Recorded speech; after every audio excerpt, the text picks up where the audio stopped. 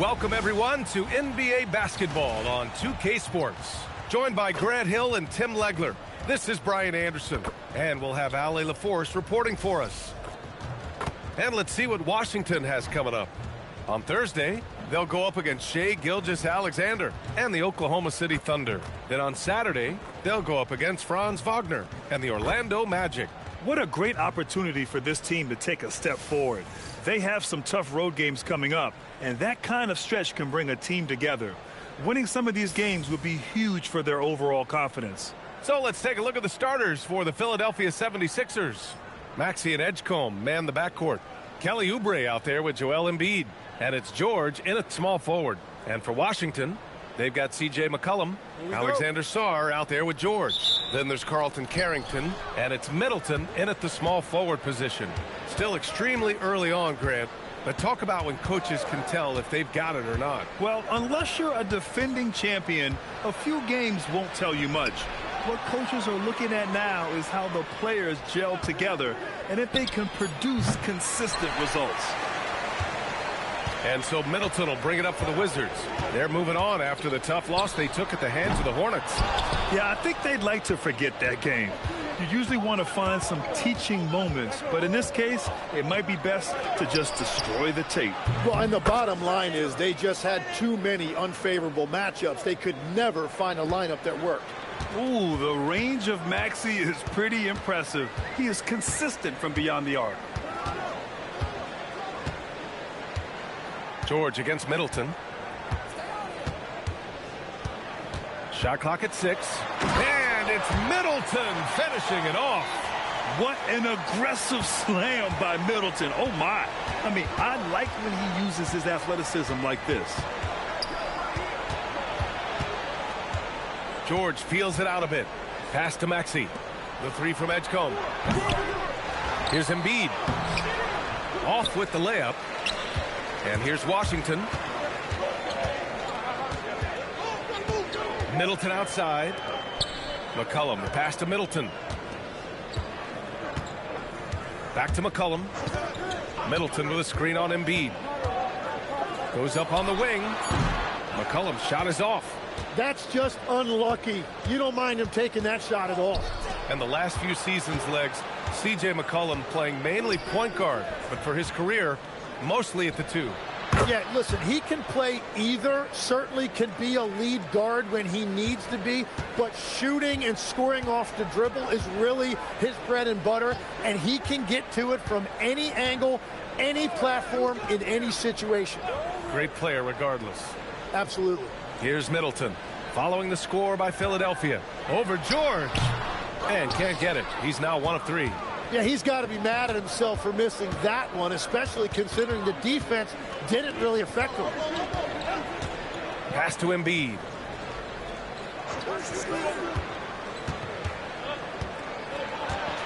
And Embiid gets the double team. Late clock, the Sixers need to put one up here. Whoop, there's the shot clock violation. So they'll turn it over.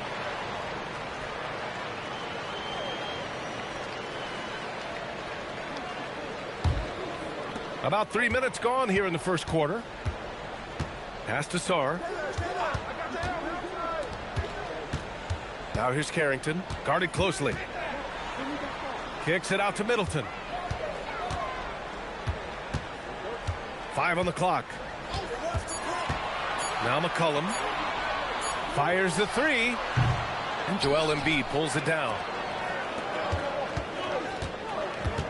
Here's Edgecombe. Drops one in from the wing. This team trusts Maxey to make good decisions with the ball. A moment to hear from Ali LaForce. A bit ago, Brian Keefe and I were able to chat. We talked about Paul George and what his game plan was for keeping him in check. He said it's never going to be easy with him, but I told our guys I want constant communication. Talk when screens are coming, switch when we need to. We need to be highly active guarding him. Let's see how effective they are against him tonight. Back to you. Okay, thank you, Ali. The Wizards trail by 5. Boy, they'd love if anyone could get a bucket. Yeah, their offense has been grinding to a halt. George passes to McCollum. They still need this. And and he lays it up and in. Oh, that's the definition of versatility right there. C.J. McCollum can score from anywhere on the floor. Well, we have a chance to hear from Shams Charania. He's calling in right now. Shams, great to have you on, bud. Well, the Wizards stacking talented young players and draft assets. Not only that, they'll have a ton of cap space next season, which they will likely not use to sign a star free agent, but rather to absorb contracts in exchange for, you guessed it, more draft picks. This front office is continuing to think long-term, guys. Priority straight. All right, Shams, appreciate the report.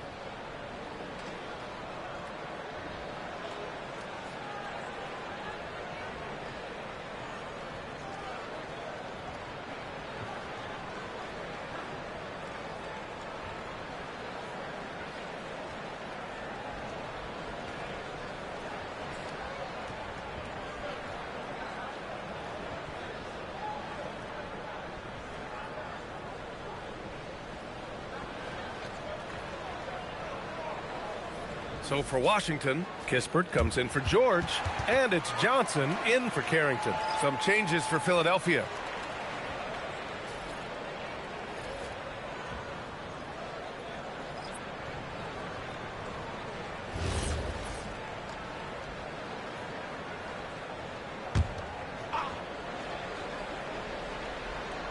.133 left in the opening quarter. Outside Grimes for three.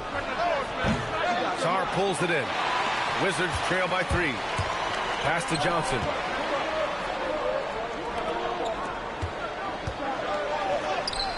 That's in. Coming off an assist from McCollum. And defenses can forget how good of a passer McCollum is. Grimes with the ball. 14 points for him last game against Orlando. Over Johnson. Grimes' shot is off. And so McCollum will bring it up for Washington. 40 seconds left in the first. Johnson finds McCollum. And he misses the go-ahead basket. It's been a rough quarter for him. I think patience can help. Take the shots that are there. Don't force it. Lowry against McCollum. It's Lowry with a drive. Shot clock at 5. The shot by Watford, no good.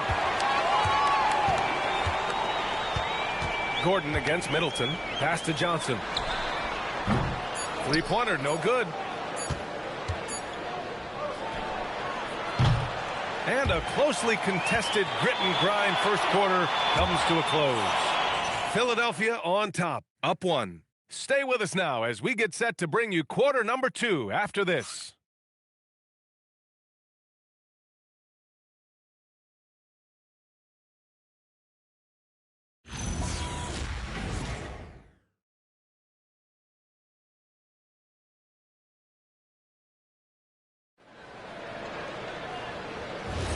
And some good action in the books as we get back to a game that's been pretty close so far here. And looking at what we've seen from Philadelphia, what do you guys think? Oh, what a first quarter. You love their willingness to make the extra pass. It's reflected in their assist totals. This is a great start offensively.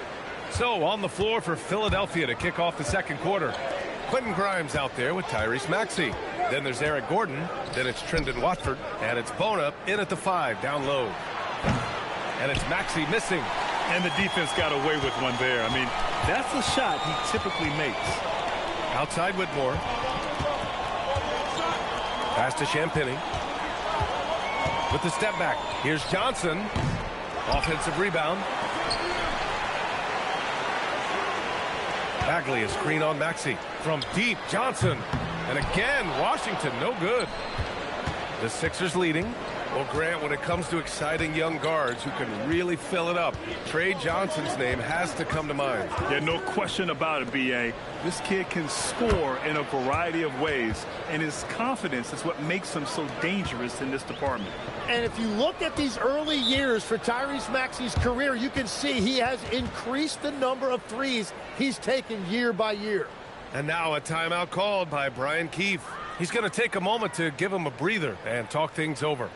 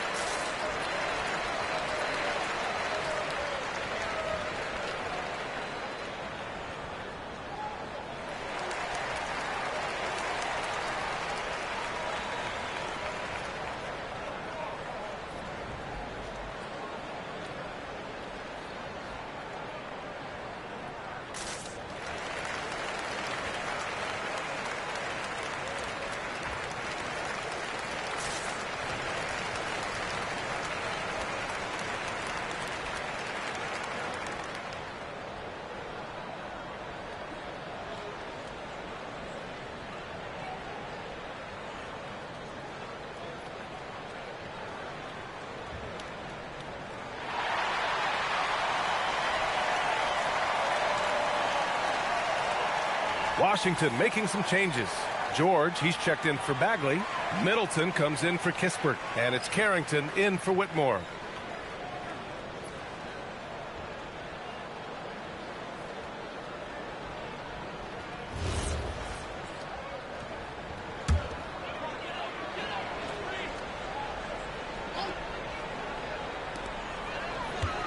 Pass to Johnson. From 12 feet, that one falls. His second make in 5 attempts. That's how you do it. Work for the high percentage look. Down low. It's tipped. Here's Bona. Outside Grimes. Fires the three. It's rebounded by Washington. And teams built to win now don't always have the young pieces that Philly does, Legs. Yeah, B.A., particularly in their backcourt. Nice drafting and great trades have given them an abundance of talent. Now here's Carrington. No points so far. Clock at 4. The Wizards need to get off a shot here. George, no good. And so it's Maxey who brings up the ball for Philadelphia. They've only given up 2 points this quarter. To the middle. Outside Grimes. Philadelphia moving it around. Outside Maxey. Launches a three. Rebound by Middleton. The Wizards have gotten nothing to go out of 5 attempts so far this quarter. Pass to Champagny. Back to Middleton. On the take. That one's good. This game is all even. Middleton's gotten his second bucket on the night. That's the mindset Middleton has to have. Be active and keep moving. Never let the defense get comfortable. So Nick Nurse has decided to call a timeout here. He might have seen something and needs to review with his guys.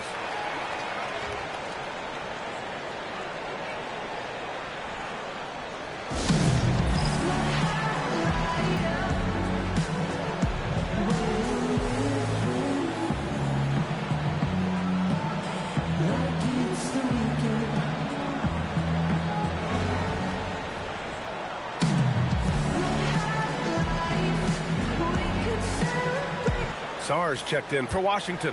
C.J. McCollum comes in for Johnson. Philadelphia also making some changes. Embiid, he's checked in for Bona. George comes in for Watford. And it's Oubre in for Gordon.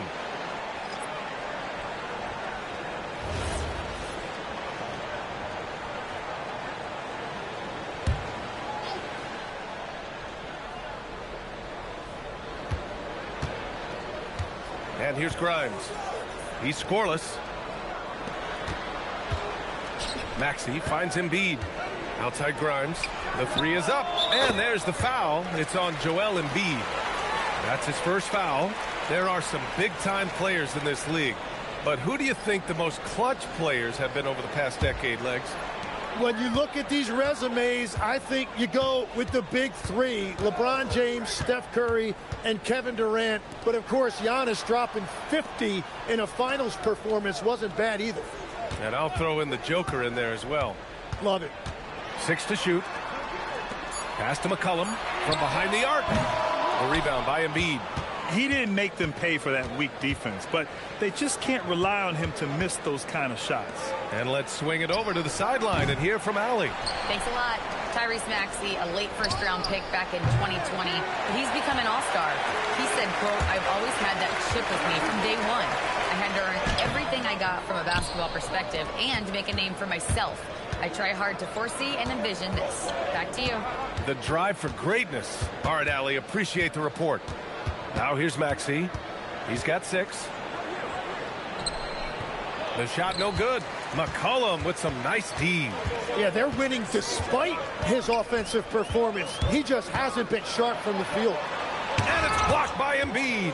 And when Embiid is doing that, protecting the paint, he's as impactful as anyone in this league. Well, the defense is going to try to shut down certain things, but it's impossible to deny everything. That's a skilled play right there. Well, Grant, if you had to say, is there anything you think is underrated about Embiid? You know, B.A., I think it's his intelligence. Joel's a heady player. Sometimes big men don't get enough credit for their smarts on the court. Embiid knows the game. Edgecombe, no good. Wizards trail by 5. McCollum outside. Pass to George. Washington moving the ball around. George sets a screen. Here's Middleton. No good, and they can't put it into the drought. Well, the 76ers shooting poorly. Just 29% from the floor in this game.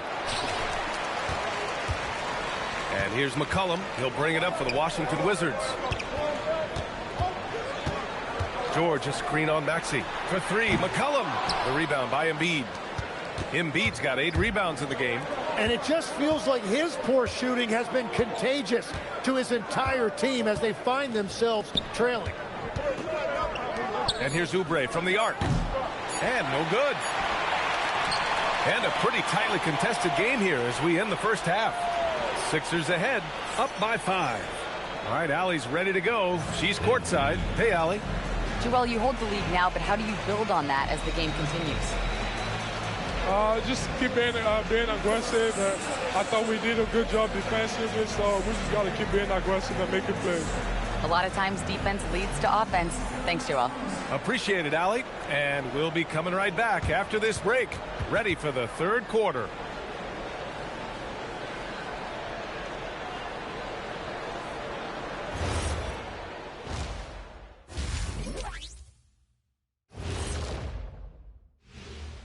Come one, come all. The 2K halftime is here, and so's our breakdown of the upcoming schedule. Let's check it out. When I look at the Wizards, this is when it starts to get real. You're past the opening night energy, and you're not as well rested as you were in the offseason. Yeah, it's time to show us what you really can do. Turning back now to that game we've been watching. A positive first half for the Philadelphia 76ers. Let me tell you guys, there's nothing better than playing well on the road and hearing that silence. Yeah, in many ways, they've looked like the more comfortable team. And that is going to do it for us. Let's get back to some second half action with Brian Anderson and company.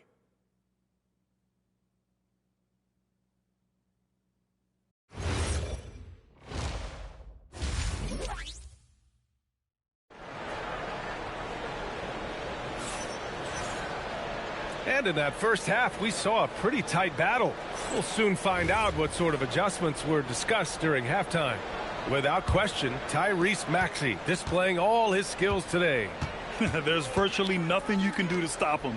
I mean, you can't even contain him. He's been that great. Well, this is the level of performance we've come to expect. What a half from him. Keyshawn George is out there with Chris Middleton. Then there's C.J. McCollum. Then there's Sarr. And it's Carrington in at the shooting guard. That's the group starting the second half for Brian Keefe. And it's Washington with the ball. Philadelphia getting their last shot to go. Three-pointer is up. Middleton nails it from beyond the arc. Middleton's got 7 points. Yeah, as good as anyone on the catch and shoot, Middleton deposits another J. And Tim, after a rough season, the Sixers with some lottery luck last May. Yeah, there was a good chance their draft pick would convey to OKC if it didn't stay in the bottom 6. Instead, they moved up to 3rd, and they were able to draft VJ Edgecombe, who could be a difference maker. Now here's McCollum. And a miss there on the triple. And you just can't afford to give up that kind of look very often. Maxey to the left side wing. Here's Embiid. Second shot opportunity. Down low. Embiid puts it in. I love the confidence Embiid plays with, especially this close to the rim. Middleton passes to McCollum. Middleton with a screen on Maxey. Here's McCollum. And he's going to the line for 2. The official saw contact while he was going up. Well, Grant, this is the 3rd season under this front office for the Wizards. And bringing experience from years working for the Oklahoma City Thunder, their commitment level to building the right way is rock solid.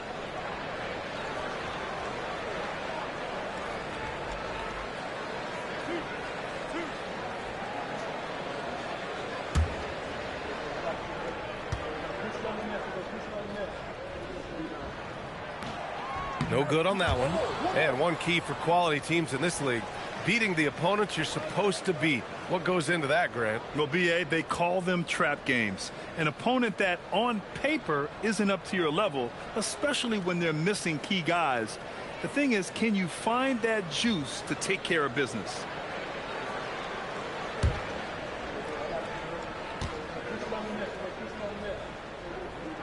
And he sinks the second.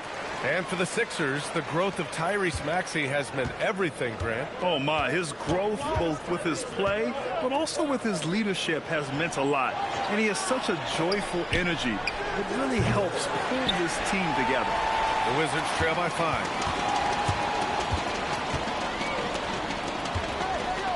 George, a screen on Maxey. For 3, McCollum. Washington again can't hit. I mean, he's trying to shoot his way out of what's becoming a prolonged cold streak. And he doesn't have to do it alone. He's got 4 teammates on the floor. And this is exactly who you want taking that shot. He just missed it. Outside Carrington from downtown. It's hauled in by Oubre. Yeah, just 25% to start this half. They're going to have to start getting higher percentage shots. Embiid, high post. Shoots over Sarr. Philadelphia with another miss. The Wizards have gotten only 1 of 4 shots to fall in the second half. Rebound by Philadelphia. Embiid's got rebound number 10 tonight with that last one. Well, it certainly hasn't been a smooth start after the break. Just 1 for 5 here to start the 3rd. And so McCollum will bring it up for Washington. Just 4 points. That's all they've given up here in the second half. Here's Sarr, and finished off by Sarr. Yeah, easy enough for the 7-footer. Sarr bringing the house down. So Nick Nurse has decided to call a timeout here. He's going to talk it over with his guys. And Tim, you played your longest stretch with this Washington franchise. How hungry are these fans for sustained success? Yeah, there's been some lean years, and unfortunately only one banner. Going back to 1978. They are committed to a rebuild in hopes of better times ahead.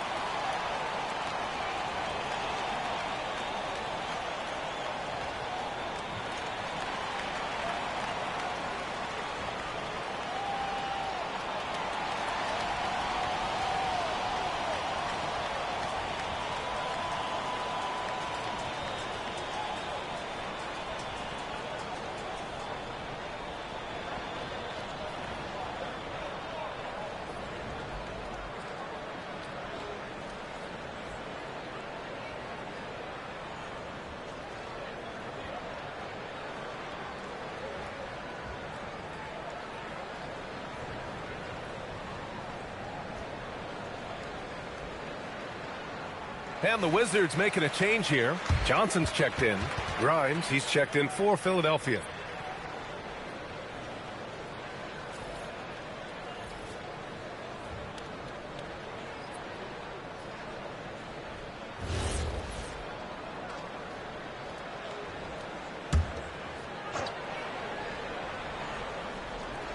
Third quarter of basketball here. A little under 3.5 minutes gone by. Outside Oubre. Maxey surveys. Down to 5 on the shot clock. George outside. A deep three. It's rebounded by Washington. The battle of the boards has been something to watch. Pass to Johnson for the tie. Hits the trifecta. Johnson's got 7. They've really picked up the energy level and have willed themselves back into this game. And now the big question, can they sustain the momentum? Now here's Maxey. He has 6. The shot's good. Give him 8. Maxey's showing you a tremendous amount of fight to get that one to go. How about the motor of Tyrese Maxey, Tim? He just does not quit ever. He's one of those guys who tracks the most miles run during games. Maxey probably wears out his shoes faster than anyone. Sharp turns, hard cuts. He's always on the move. The shot by Johnson, no good. The Sixers leading. Pick by Oubre for 3. Maxey. It's hauled in by Carrington. Carrington's got 4 rebounds now. McCollum on the wing for the lead. And the Wizards with another 3. When you let a team knock down that many threes, you know you're likely to be on the wrong side of a run. 1 minute left in the third quarter. George passes to Embiid. Here's Maxey. This one for 3. Another miss by Maxey. And here's Washington. They're on a 12-4 run. Three-pointer. Carrington, no good. Well, the defense should consider themselves lucky there because he's not usually one to miss those kinds of looks. Maxey passes to Embiid. 24 seconds left to play in the third quarter of basketball. Clock at 6. It's rebounded by Washington. Sarr's got his 7th rebound of the game with that last one. And the ball out of play. The Sixers will have it.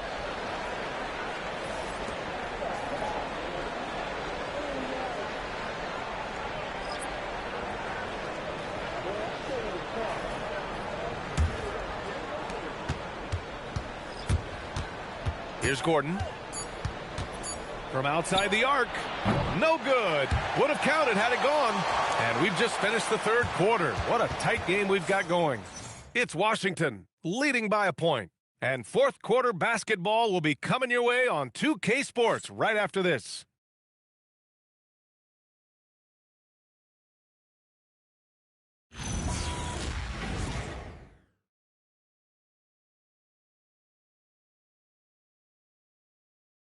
And let's take this opportunity to show you our State Farm assist of the game. And from the 2-guard spot, an unselfish play like this sets a fantastic tone. Well, he knows it's a team effort. It's about finding the best shot, not just his shot. Well, this has been a great contest so far. I imagine the fourth quarter could have more action in store for us. Taking a look at Philadelphia. Tyrese Maxey is out there with Quentin Grimes. Then it's Trendon Watford. Then there's Eric Gordon. And it's Bona in at the 5 spot. It's winning time, and that's a winning play. Now Johnson.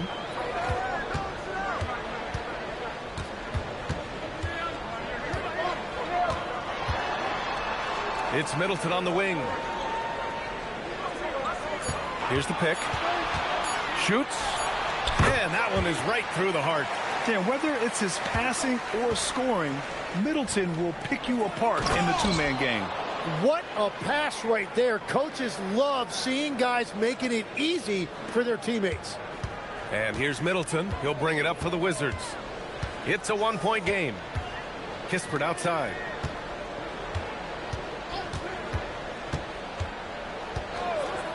Pass to Johnson. Shoots over Maxey. Johnson with a bucket. And the Wizards lead by 1.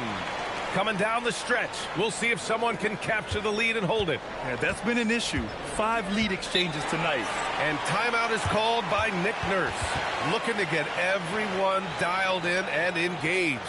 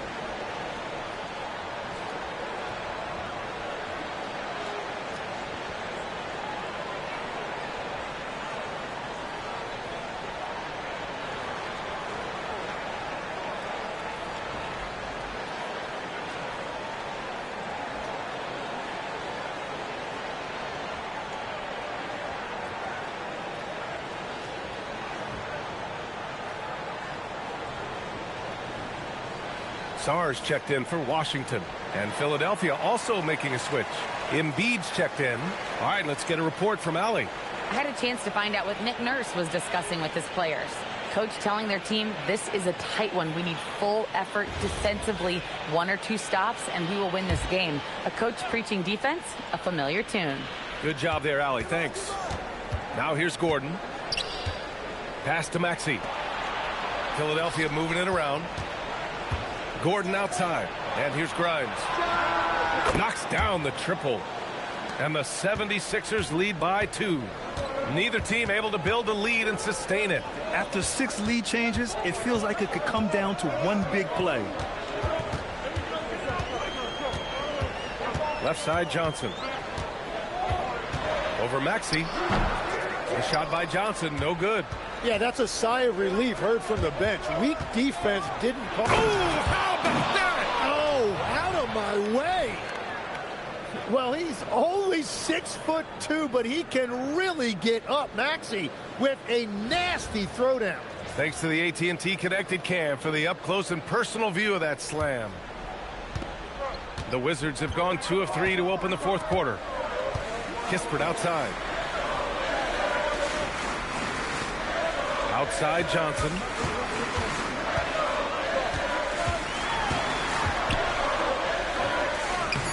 Lays it up and banks it in. Johnson's got 4 points this quarter. And he is coming alive here in the second half. That's a nice shot there, and now he is rolling. Out left to the wing. Embiid against Sarr.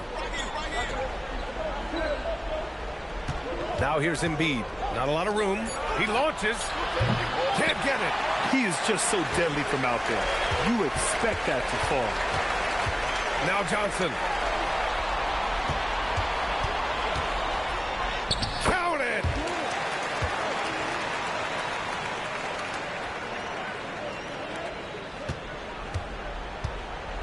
And so it's Nick Nurse calling timeout here.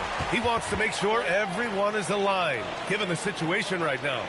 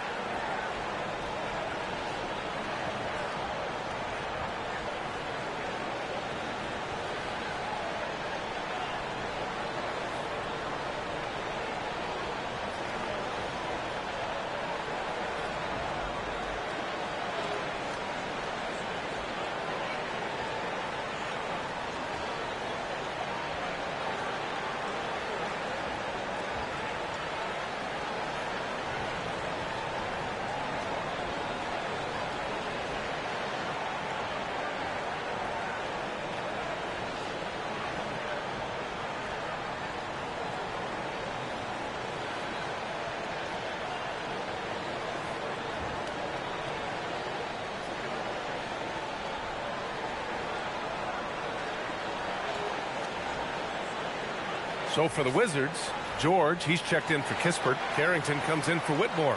And it's McCollum in for Johnson. Philadelphia also making some changes. Oubre, he's checked in for Watford. George comes in for Gordon. And it's Edgecombe in for Grimes.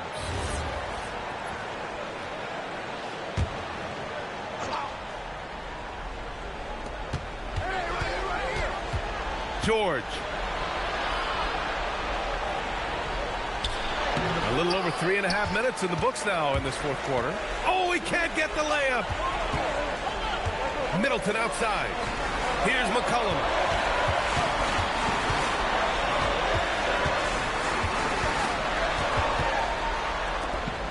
Six on the shot clock. Money from three. And defensively, how do you leave them that open in crunch time? 76ers trail by 3. Here's Edgecombe. Up top, Maxey. McCollum defends. Embiid. Oh, Embiid punishing the basket. Joel Embiid coming up big. So reliable in the clutch.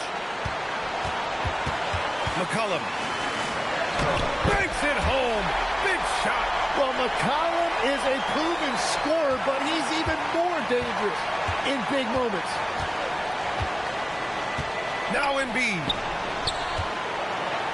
George, the triple drops. Well, that is a big bucket right there. Paul George understanding exactly what his team needed. And count it. Ooh, important points from Sarr. And just great recognition of the moment. Don't see that in a lot of young players. Wow. Now here's Maxey. Now George puts up the tray. Embiid. Oh, Embiid cleaning things up inside. Big-time players make big-time plays, and Embiid did it right there. McCollum. There is absolutely no fear in his eyes. He loves the moment. What a huge shot at this point in the game. Now Embiid. 11 feet out. Ooh, he leaves no question. And one thing you can say about Embiid, he never shrinks from the moment. And timeout is called by Brian Keefe. Great time to call his guys into the huddle at a very tense moment in this game.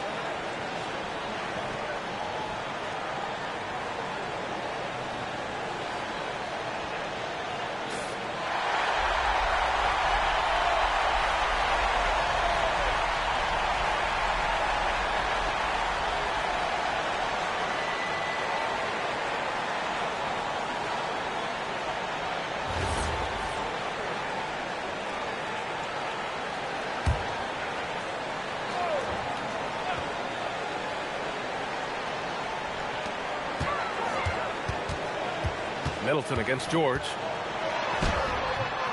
Oh, it's off! Well, the defense was solid, but usually I expect him to make that layup. Let's loose for three. Knocks down the trifecta.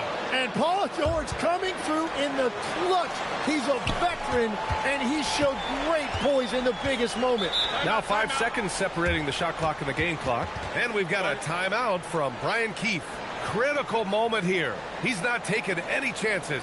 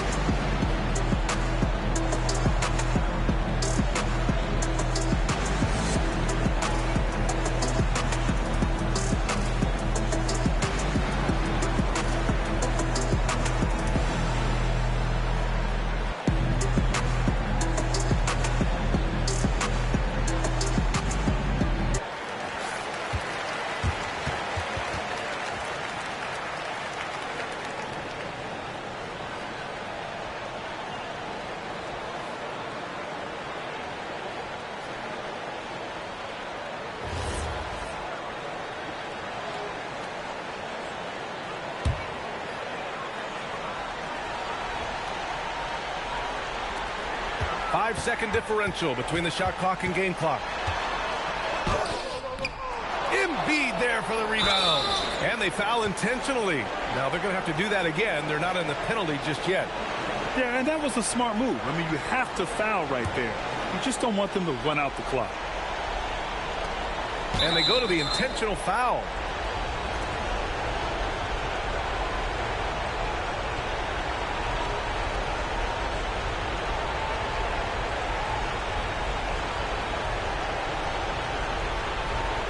Shooting 2.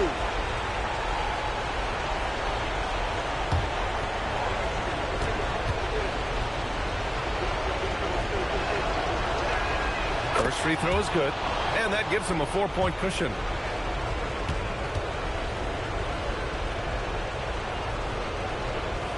And so both free throws good, and it's a 5-point game. Big free throws there, extending this to a 2-possession lead. For 3. Oh, it doesn't go. So it's Philadelphia picking up the win. Just a gutsy performance on the road. It really was. When this one was up in the air late, they showed how tough-minded they are as a team. Well, now a minute to check in with Allie LaForce. She's courtside. Hey, Allie. Paul, what a great team effort defensively. What were the points of emphasis? You know, we do a great job of helping one another and being in gaps. And, you know, if we're going to get beat, it's going to have to be, you know, beaten by contested shots and the ball being swung. You know, so that's what we have to do. We have to sit down, guard guys, and, you know, make them play on the offensive end as a team. Defense certainly has to be a full team effort, and it paid off tonight. Thanks, Paul. All right, Allie, good stuff there. Thanks for that. And that about wraps it up. With Tim Legler, Allie LaForce, and Grant Hill, this is Brian Anderson. As always, we appreciate you tuning in tonight. And let's leave you with our player of the game, Joel Embiid.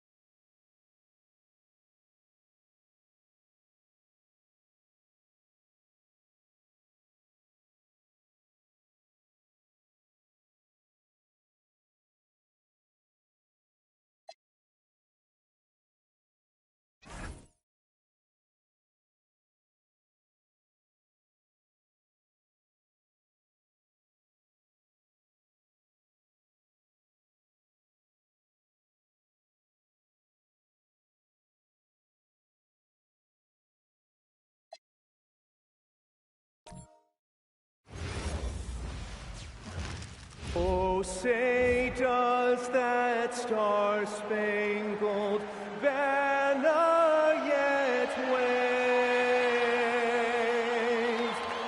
o'er the land of the free and the home of the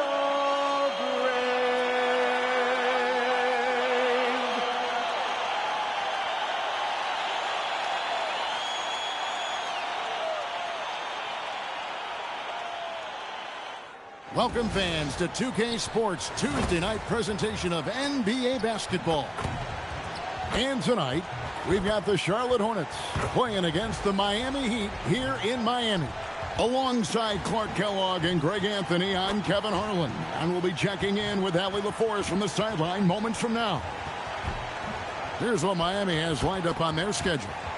On Thursday, they'll be playing against Victor Wembanyama and the San Antonio Spurs.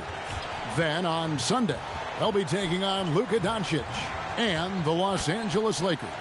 In that game against the Clippers, It's the second game of a back-to-back, and you know they're going to be feeling the effects of it. Playing that much basketball in that short amount of time really takes a toll. So let's take a look at the Charlotte starting lineup. In the backcourt, it's Ball and Knipple. At the forward spots, it's Miller and Bridges. And for Miami, out in the wings for him, it's Powell and Wiggins. In the post, it's Jovic and Adebayo. And it's Mitchell in at the point guard position. A handful of games now played this season, Clark. What can these teams take away from their first few games? You know, Kevin, I think a couple of things. One, you start to see what is and is not working. I think you can begin to adjust accordingly once you have that data. Also, a sense of knowing the season is long, no need to overreact. Stay even-keeled and keep your eye on improvement and progress. Now Powell, following the miss by LaMelo Ball from deep. Here's Bridges. Against Washington, he was really on his game. Ball from long range. Again, Ball missing. Miami's gone 0 of 2 from deep here. Powell, the pass to Jovic. And a missed layup. Hey, even guys at his skill level will miss those from time to time. But it doesn't happen often. To the paint. And he takes it in for the layup off a very nice feed. Yeah, LaMelo relishes every chance he gets to drop a dime like that. And we've got our 2K insider, Shams Charania, on the line. Shams, what's the story?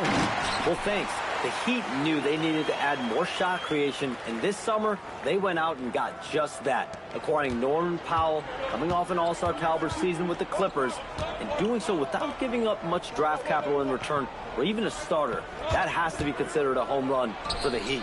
A terrific addition. Shams Charania with the report. Hey, Shams, thanks. Now, here's Mitchell. Pass to Adebayo.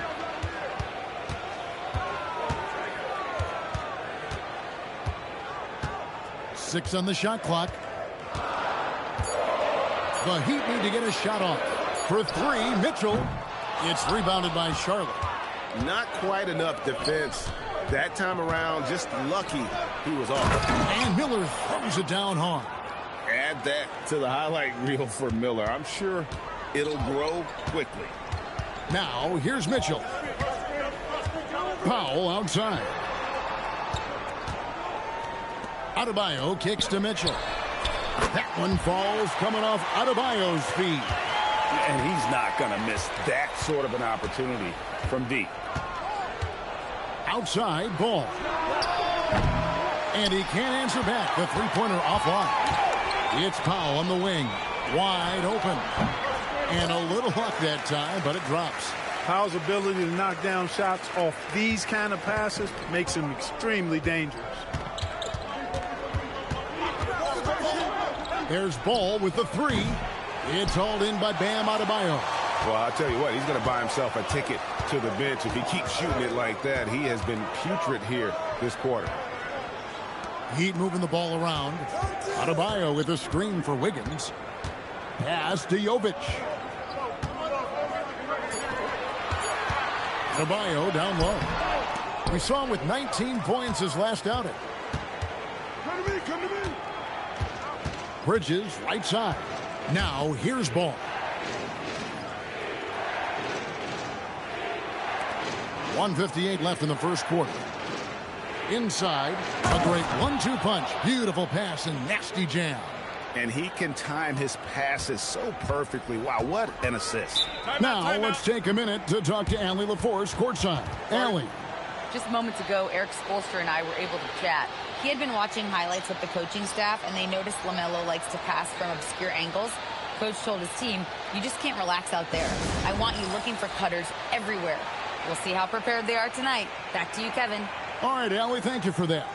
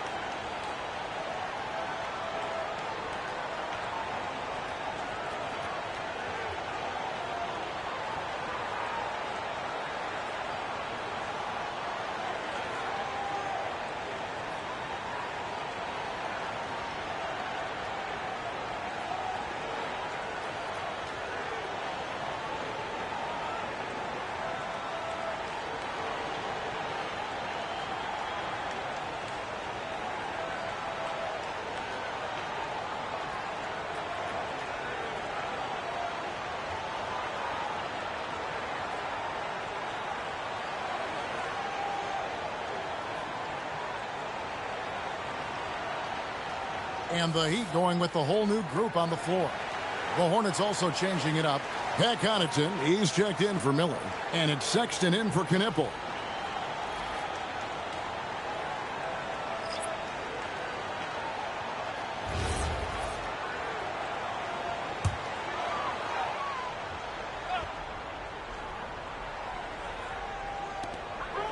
To the inside.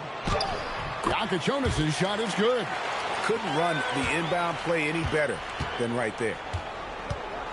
Ball, the pass to Bridges.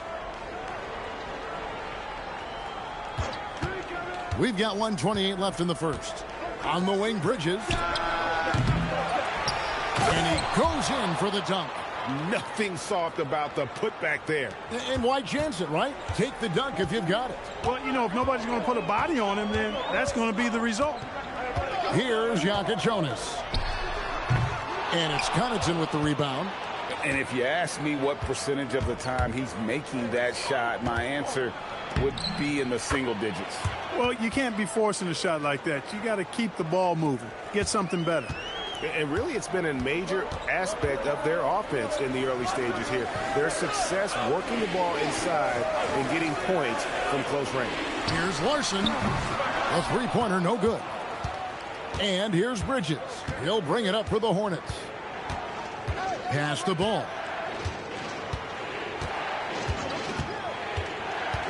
Back to Bridges. 6 to shoot. Miami grabs the miss. And this is the first time matched up with the Hornets this season. And they'll be doing their best to establish superiority over this club, something they failed to do a year ago. And they know they're the better team and out to prove as much tonight. They split the season series a year ago, but they want to change that up now. Textbook, nice pass, great catch, even better finish. And still a close game as the first quarter comes to a close. Heat lead by 2. And don't go away. We'll be back with the action for the start of the second quarter in just a moment.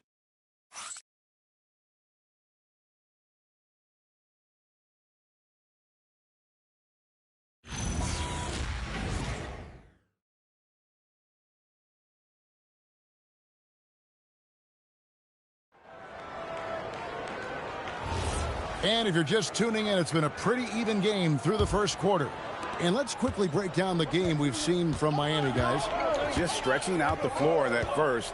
They had the defense scrambling. And you know what? That's what happens when you establish your three-point game early. Puts the defense right up against it. So on the floor for Charlotte to start this second quarter. Trey Mann is out there with Colin Sexton.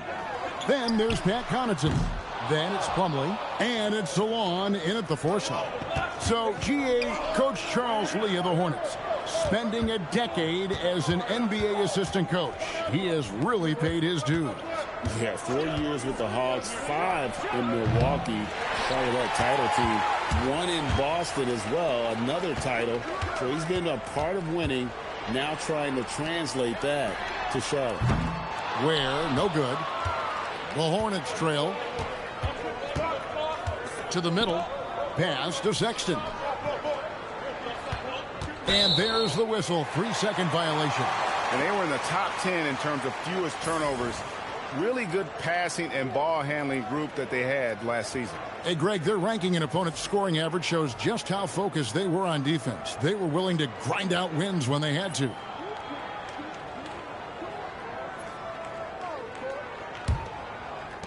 Miami's gone 0-2 from deep here in the second.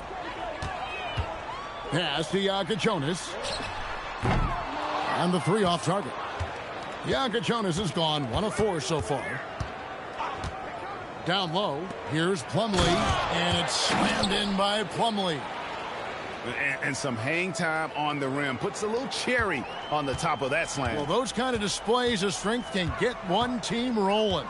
And can put the other team on its heels. We'll see how it plays out. And now, Allie LaForce has something for us from the sideline. Thanks a lot, guys. Bam Adebayo is now the Heat's all-time leader in double-doubles. Bam said, I want to be #1 in some, if not all of these categories. I just have to keep improving and keep chipping away. And then it's just focusing on getting these wins. Back to you, Kevin. Good priority. Thanks so much, Allie, for the report. Now Powell, following the miss by LaMelo Ball from deep. Powell, the pass to Larson.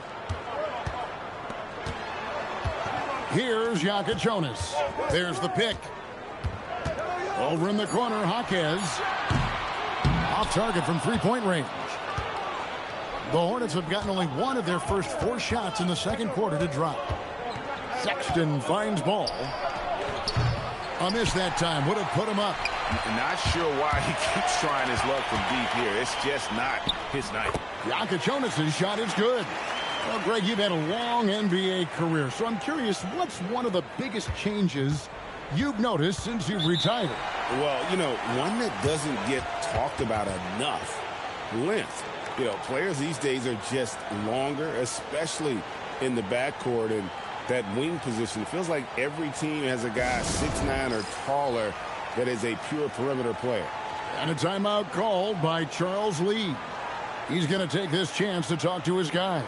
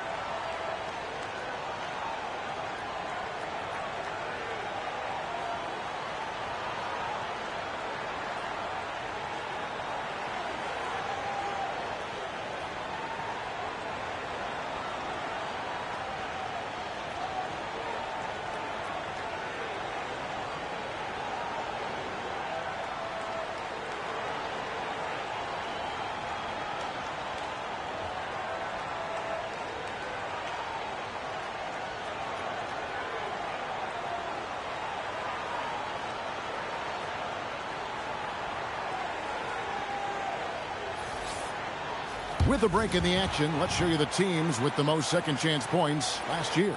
The Hornets 4th. That's an effort stat for me. I mean, it shows you how hard this team works in the paint. They continue to pound the backboard.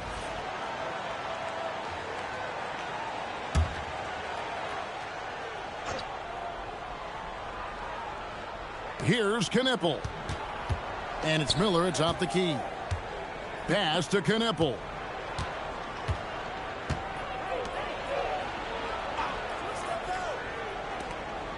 Miller outside, 5 to shoot. Launches a 3. It's hauled in by Bam Adebayo. And so Powell will bring it up for the Miami Heat. Only giving up 2 points this quarter. Pass to Adebayo. Off target from outside. The Hornets have gone 1 of 6 from the field in the second quarter. It's been a rough period so far. And after playing most of his career at the center spot, Greg, do you like Bam Adebayo playing power forward? Oh, it's great. At 6'9", I felt like he was always undersized at the pivot, making up for it with his strength and toughness. But he has the mobility and the skill to play the 4 without question. They get it again. Mitchell passes to Adebayo. Good ball movement here by Miami. And it's Wiggins missing. Charlotte shooting terribly up to this point, just 30%. Some ramshackle offense play there. And not allowing the shooter even an inch of breathing room on that one. And guys, that's exactly the kind of high-impact defense they want to see out of him. And how about the incredible timing on that alley-oop? He absolutely hammered it down. Well, I tell you what, that's the play we'll remember if they can put together a little surge to break this game open. Now, here's Sexton. He has yet to score. Trailing here in the game, you can look at his performance as a direct indicator of why they're losing. Wiggins passes to Powell. Weir kicks to Powell. The tray. He can't get that one. And he didn't punish them for the weak coverage there, but they can't count on him to continue missing. There's Ball with the 3, and it's Miami with the rebound. They are coming into this having notched a win against the Knicks in their last game. And guys, they walked into the arena with a certain kind of swagger, and you really saw it play out on the offensive end. And, you know, confidence is key there. They seem to play with a ton of it, especially on the offensive end. From about the extent of Adebayo's range, just far enough to keep the D honest. Some tough offensive sets. They want to turn it around. Yeah, right now you just need a bucket to get some momentum. Ball feeling it out a bit. Absolutely the prettiest play in basketball, executed to perfection. I don't think you'd get an argument there. Everybody loves the alley-oop. Unless you're the team getting punched on. That would be the difference. And a close game so far through the first 2 quarters as we reach halftime. Miami ahead, up 4. And Allie LaForce has got something now for us from the floor. Allie, take it away. Guys, thanks. Andrew, this team has set the tone at the defensive end. What's working for you? We just got after it. You know, it's the main thing. You know, we just try to make them uncomfortable, test everything, and, you know, we were converting on the other side. It's all about the effort. Back to you. All right, Allie, thank you. And, folks, we'll be back with you right after this halftime break.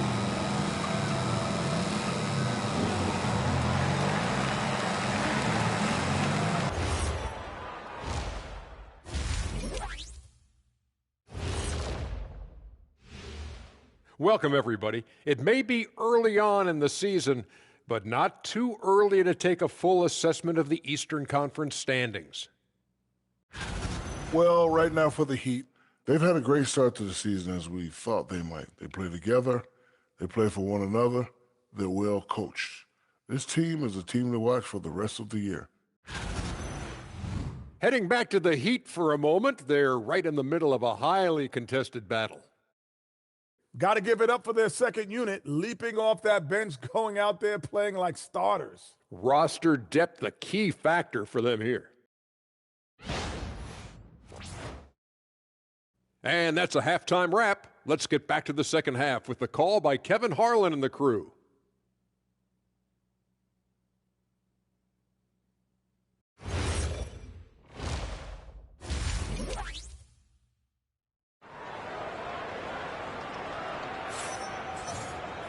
And after a fairly even first couple of quarters, the second half could turn out to be a great one as both teams try to gain an edge. Out in the wings for him, it's Powell and Wiggins. In the post, it's Jovic and Adebayo. And it's Mitchell in at the point guard. That's the group on the floor for Miami. Ball with the bucket. The defense must honor Ball's three-point shot. He's more than ready to snipe away if you give him the opportunity to do so. Clark, the Hornets with a bunch of promising young players, hoping they can jumpstart this rebuild. And if guys like LaMelo and Brandon Miller can stay healthy, Kevin, that's going to be key. It would not surprise me at all to see them make a big jump forward. And the shot goes down. 6 points for Bam Adebayo. And inside is where Bam is at his best. He knows how to outwork the other guys in the paint. On the wing, Miller. Covered by Wiggins. Lock at 6. Miller with a wide open look. Rebound by the Heat. Defense practically daring him to take that shot in. It worked out for him. Ball against Mitchell. Powell, no one around him. From outside, off the mark. Hornets trail by 3. Now we'll hear from him. Oh! And what an incredible talent Miller is. What a ferocious finish there. And a good-looking view of that throwdown from the AT&T Connected Cam. Third quarter of play with just over a minute and a half gone by. Pass to Jovic. Mitchell feeling it out a bit. Adebayo with a screen on Ball. And here's Adebayo. Misses from short range. That is some tough defense there against one of the better finishers in our game. Outside, Ball. Over Mitchell. And there's another one for the Hornets. They've come out hot this second half, hitting 3 of their first 4 shots. Pass to Jovic. Wiggins outside.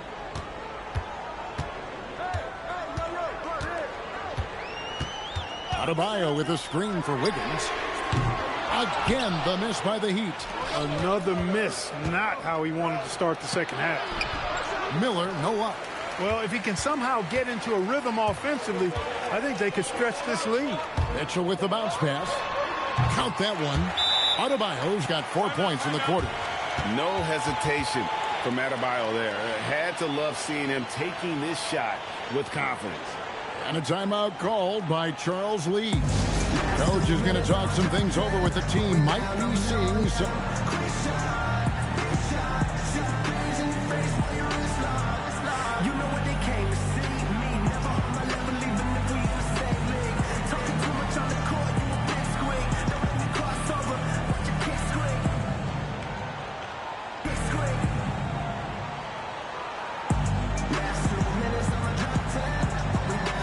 And Miami making a change here. Ware's checked in.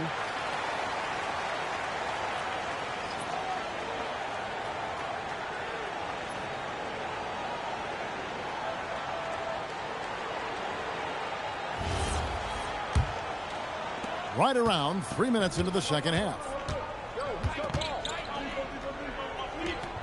Bridges against Adebayo. There's Ball with the three, and Ware pulls it down. Ware's got 4 rebounds in this game. Inside, Adebayo. That falls. Nice feed that time from Wiggins. And now a 3-point Heat lead. Guys, his consistency in terms of shooting has really helped them seize control. The three. And again, the Hornets missing.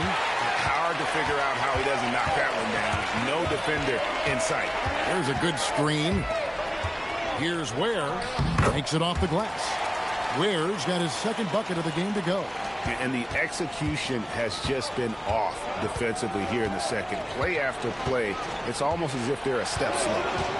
This one for 3. And Ware pulls it down. Ware's got 5 rebounds tonight. And talking to Con Knippel, Greg, he has a burning passion to be great. You can just tell it. Yeah, he gets up before everyone else and goes to work. Some people have called him an old soul, just very mature and disciplined. They could use a big shot here to get this offense going. Too many empty possessions. Right now, they need a basket. That's good, and the Heat lead is cut back down to 5 points in the make from Ball. After a quiet first half, he's really turned it on. Mitchell passes to Wiggins. Here's Adebayo. It's rebounded by Charlotte. 1:15 left in the third. Pass to Knippel. Now Bridges. Knippel with it. No good. Mitchell outside.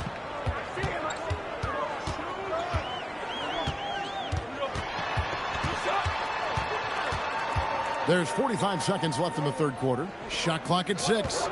And a wide open look here for Wiggins. Off the mark there with the three-point shot. Hornets trail by 5. Ball up top. Covered by Mitchell. Ball no good. You know what? He's just stone cold right now. Really not sure if he's their best option offensively as they try to get back in this game. Mitchell outside. Pass to Adebayo.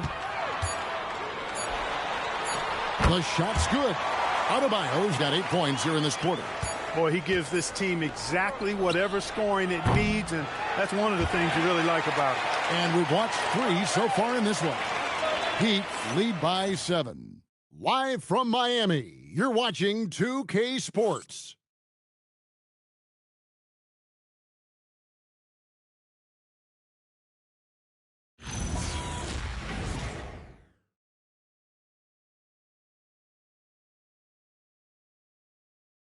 And how about a look now at our assist of the game? Brought to you by State Farm. Just true artistry right there. I mean, great decision on where to go with the ball, and how about the perfect delivery? And they'd love to see every possession end this way. True team basketball. Fourth quarter of action is upon us. Thanks as always for joining us. And on the court for Charlotte as we start the fourth. They've got Plumlee. Ball out there with Colin Sexton. Then there's Pat Connaughton. And it's Diabate in at the fourth. Here's Ware. Uses the glass to finish the layup. Ware's got the lead up to 9 now for Miami. And defensively, they are on their heels every time the ball comes inside. Yeah, I think they've got to ramp up the aggressiveness. If they don't, things are just going to get worse from here. Connaughton, the bounce pass. Sexton deciding where to go with it. And it's Miami with the rebound. Ware's got 7 rebounds in the game. Pass to Jonas. Shoots over Connaughton. The shot by Jonas, no good. For him, it has not been a game to remember, but all they care about is that W. Ball from long range. And Ware pulls it down. That is not the shot you need to be looking for when you're trying to break out of a slump. Powell outside. Pass to Jonas. A chance to extend the lead to double digits, but it's no good. Ball, the pass to Connaughton, and the shot goes in. And Ball definitely has the passing DNA. Some of his dime drops are really sweet. And we'll have a timeout called by Eric Spoelstra. Wants to make sure everybody's coordinated and intent.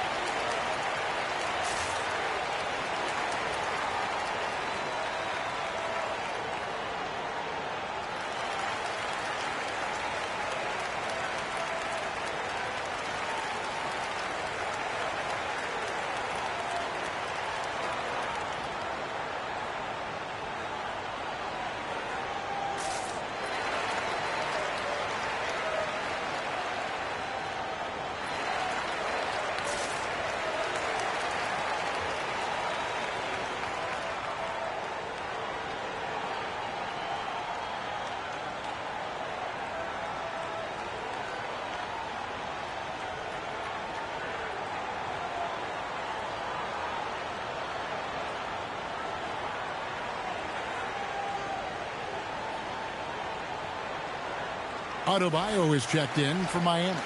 Right now, let's take a moment here to catch up with Allie LaForce on the sidelines. Over that last break, I got a chance to hear what Eric Spoelstra said to the team.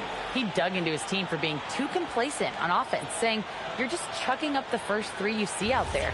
Be more patient on offense, move the ball around, make the defense work. Guys, let's see if ball movement improves out there. Thank you once again, Allie. With the fadeaway. Shot number 12 goes in. He's made 7 of 12 now. This is a fantastic performance in this half. He didn't play as well in the first, but you just know with this guy, he's always ready to turn it around. To the inside, here's Diabate. The basket good off the assist from Sexton. And no matter what they've tried, the D just has not been able to deny them the ball inside. To the middle. And Adebayo throws it down. And how about Adebayo kicking it into high gear offensively? Ball kicks to Sexton.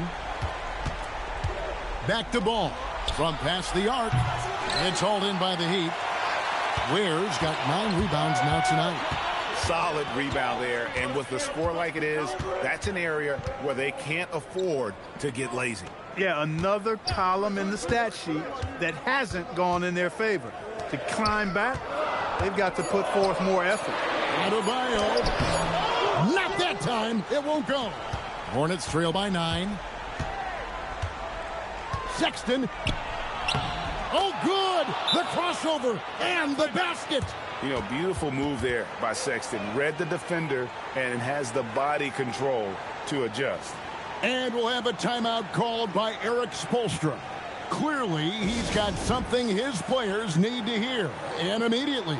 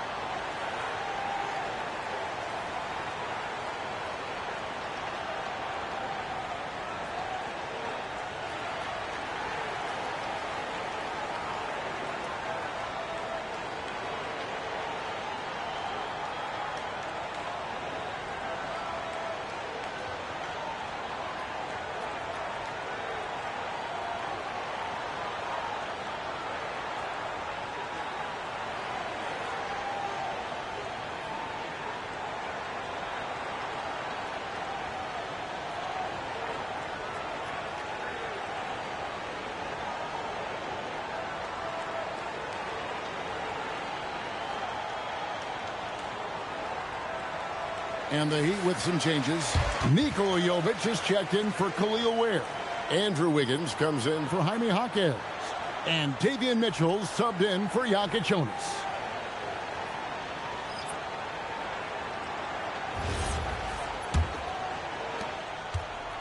And so it's Mitchell who brings up the ball for the Heat.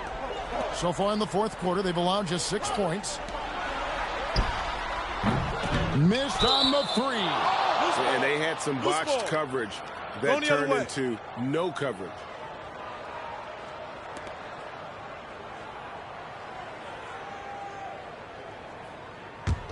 Hornets trail by 7. Ball. And he gets that one to go. Talk about coming up big. Ball not shying away from these moments. Powell outside. Mitchell against Ball. Powell outside. There's the screen. No good from 3. The Hornets have gone 4 of 7 from the field since the beginning of the fourth. Outside Ball. Now here's Bridges. Jacks up a 3. Doesn't get that one. And that shot isn't the one they should be taking if they want to make this comeback happen. Here's Powell. Adebayo the screen. Now Mitchell puts up a 3. No good there. Now Ball for 3. Wiggins pulls it down. I think everybody in the building expected him to make that collective shot. 1:06 left to play in the final quarter.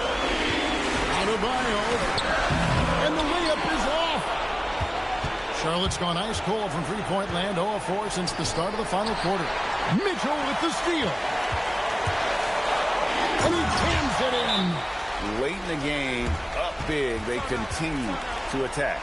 I don't think you want to get loose and sloppy or ease up, but it is time for them to start using that clock a bit. Charlotte calls timeout. There's 47 seconds left to play here in the fourth.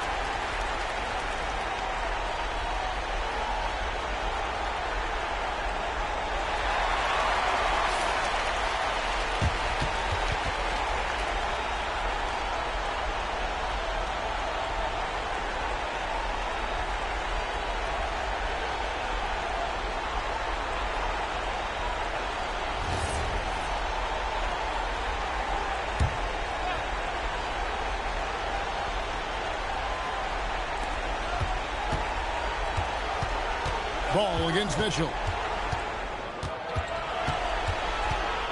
Now, here's Ball. Defense right on him.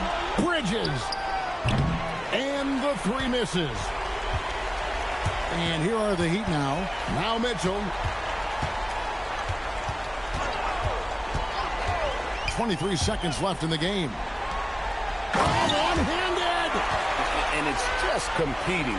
You know, giving your best when it matters most. Yeah, you know, once they got victory in their view, a huge injection of energy and a great run to finish it off.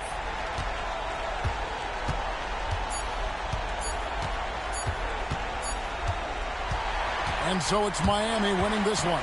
A confident win and one where they clearly showed the greater effort. Yeah, I mean, it was a solid performance, particularly here at home. And I think they built off that edge of being here and playing with just a little more confidence than their opponent. Let's send it over to Allie LaForce. She's standing by with our player of the game. Bam, of all the aspects that went into this win, which do you think was most important? Our defense, man. You know, when it got down to crunch time, we really locked in, and we pride ourselves on that, like I always say. And, you know, we take those matchups, those one-on-one matchups personally. And we got the stops, and we got a W. We got to tough this one out. It's always better when you can make it personal. Thanks so much, Bam. Good stuff, Allie. Thanks. Well, folks, that's going to do it for now. And so now, for Greg Anthony, Clark Kellogg, and Allie LaForce, this is Kevin Harlan saying thanks for tuning in. But first, let's reveal our player of the game, Bam Adebayo.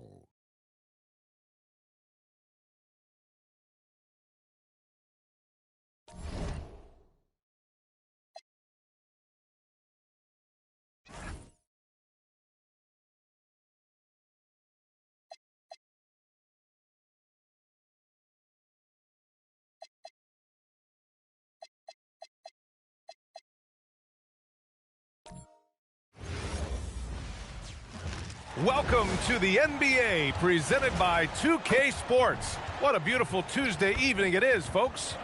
And tonight, it'll be the Oklahoma City Thunder going up against the Sacramento Kings. Along with Stan Van Gundy and Hall of Famer Grant Hill, I'm Brian Anderson. Allie LaForce will be with us courtside. And here's the upcoming schedule for Sacramento. On Wednesday, they'll go up against the Bulls in Chicago. And then on Saturday, they'll take on Giannis Antetokounmpo and the Milwaukee Bucks. What a great opportunity for this team to take a step forward. They have some tough road games coming up, and that kind of stretch can bring a team together. Winning some of these games would be huge for their overall confidence. Now the starting group for the Sacramento Kings. We've got Domantas Sabonis. DeMar DeRozan is out there with Zach LaVine. Then there's Keon Ellis, and it's Schroeder in at the point. And for the Thunder, two big bodies inside with Holmgren and Hartenstein in the middle. Gilgeous-Alexander runs the point with Dort at the 2. And it's Williams in at the 3 spot. Well, Grant, we're still early on in this new season. I imagine it can be difficult to get back into the flow of things. You know, B.A., you're spot on. It definitely takes some time to get used to the grind of the season again. You know, between the traveling and the hotel rooms, changing time zones. But you find your flow again eventually. DeRozan, rejected by Holmgren. Williams with it. Kicks it out to Holmgren. Pass to Gilgeous-Alexander. From outside, off the mark. LaVine passes to DeRozan. Sabonis with a screen on Holmgren. Inside. Sabonis can't hit. Oklahoma City has gone 0 for 2 from outside. Williams with it. Picked up by DeRozan. Oh, it's stolen by DeRozan. Schroeder against Gilgeous-Alexander. Schroeder passes to Sabonis.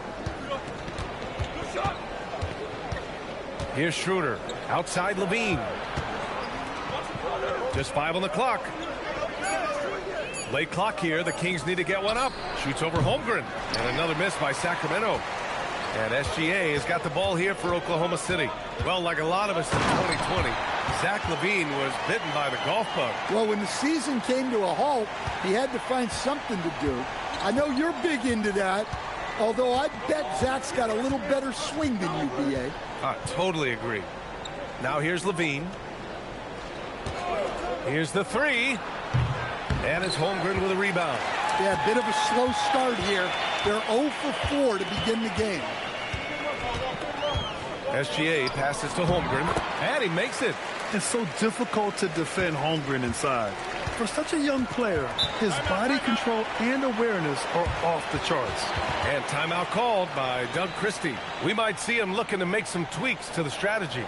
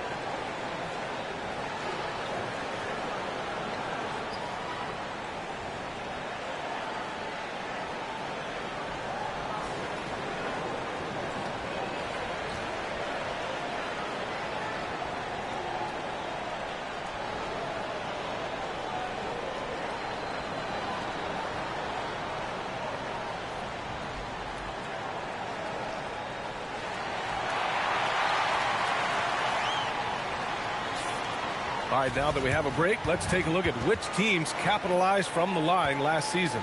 Number 1, the Thunder. The Kings, 4th. You know, you really didn't want to send either team to the line if you had any ideas about winning.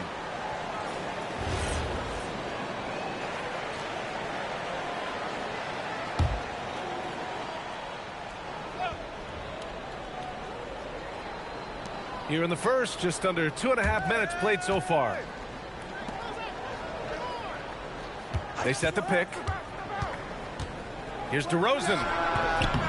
Again, the miss by the Kings. Just brutal. I mean, 5 straight misses to begin the game.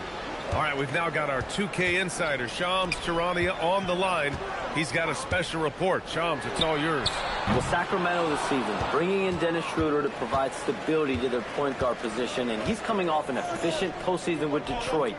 Schroeder's impact has varied depending on the situation, but the Kings are hoping and believing he'll thrive in their system. They love his disposition. Thank you, Shams. Off target with a fadeaway. Oklahoma City leading by 4. Let's go now to the sideline and catch up with Allie LaForce. I had a chance to catch up with Mark Daigneault. We talked about Domantas Sabonis, specifically what makes him so hard to guard. Coach told me his basketball IQ and just the way he sees the floor. He just seems to know where to be at all times. And defensively, that's difficult to match up against. They'll need to find a way to contain Sabonis here in this one. Back to you, B.A. Thank you for that, Allie. Here's Levine for 3. Sacramento again missing. And here's SGA. He'll bring it up for the Oklahoma City Thunder. This, of course, their first opportunity to play Sacramento this season. Even though they had the better roster, they actually lost the season series to this team last year. Now here's Schroeder. His last outing, he had 18 points. Can they get it? And Levine with the lay-in. And Levine can do it all. He's not just a talented shooter.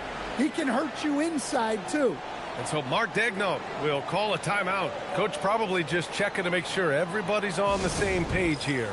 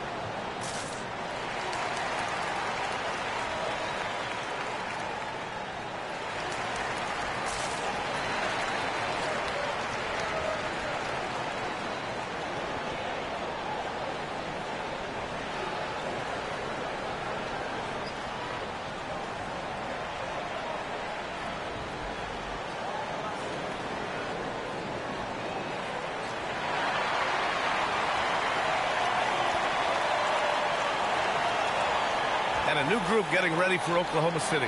Wiggins, he's checked in for Hartenstein. Caruso comes in for Williams. Joe's checked in for Dort. And it's Wallace in for Gilgeous-Alexander. Eubanks, he's checked in for Sacramento. Malik Monk comes in for Schroeder.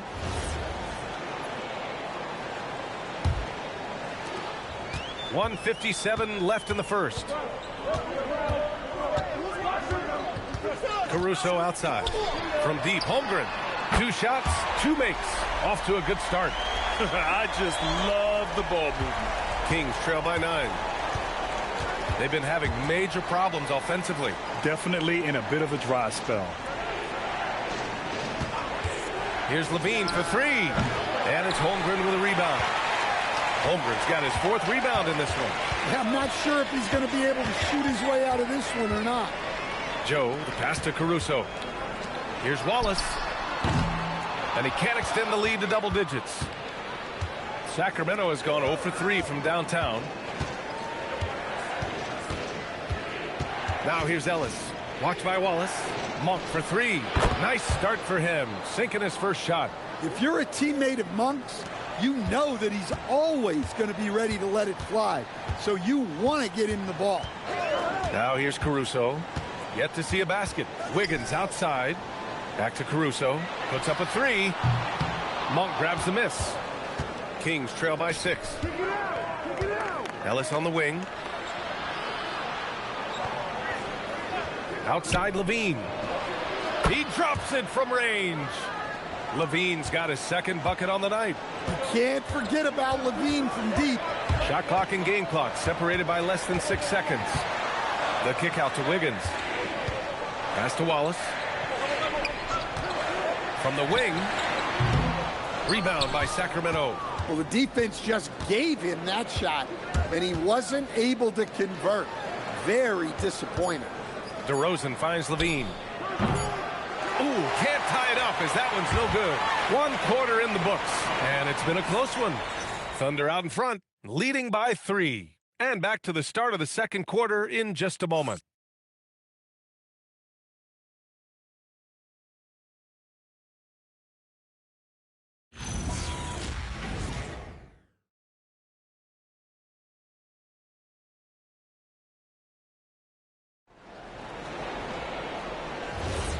And if you're just joining us, it's been a pretty even game through the 1st quarter.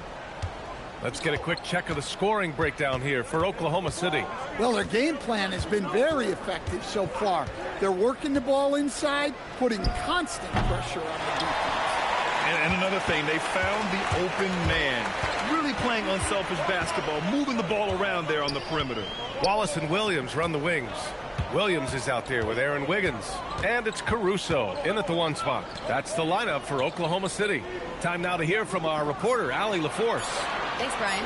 The Kings last season traded for Zach LaVine, and he said, quote, "I've been a fan for a long time, knowing how incredible these fans are each and every game. A Tuesday night, it's still going to be packed in here. People pull for their team, and I don't take it for granted." Back to you, BA. Tremendous support. Allie, thanks very much for the report. And here are the Kings now, following the 3 by Oklahoma City. It's wide right, hits off the rim. Nice rebound. Trying to match the other team's intensity right now. Caruso misses. Well, that one should be in his wheelhouse, but just off the mark. Now here's Westbrook. Still without a bucket. Williams grabs the board. And looking at Jalen Williams, is there a part of his game you like best, Grant? You know, it's tough to pick just one, BA. He's such an all-around player. He can guard point guards, post players, you name it, and can score from anywhere on the court.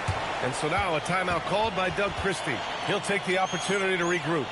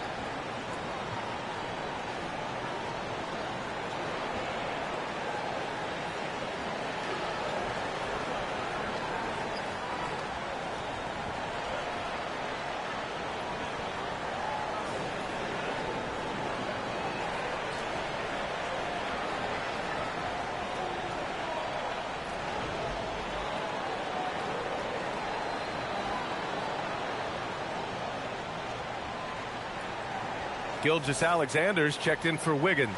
Sacramento also making some changes. Zach LaVine comes in for Carter, and it's Dennis Schroeder in for Westbrook.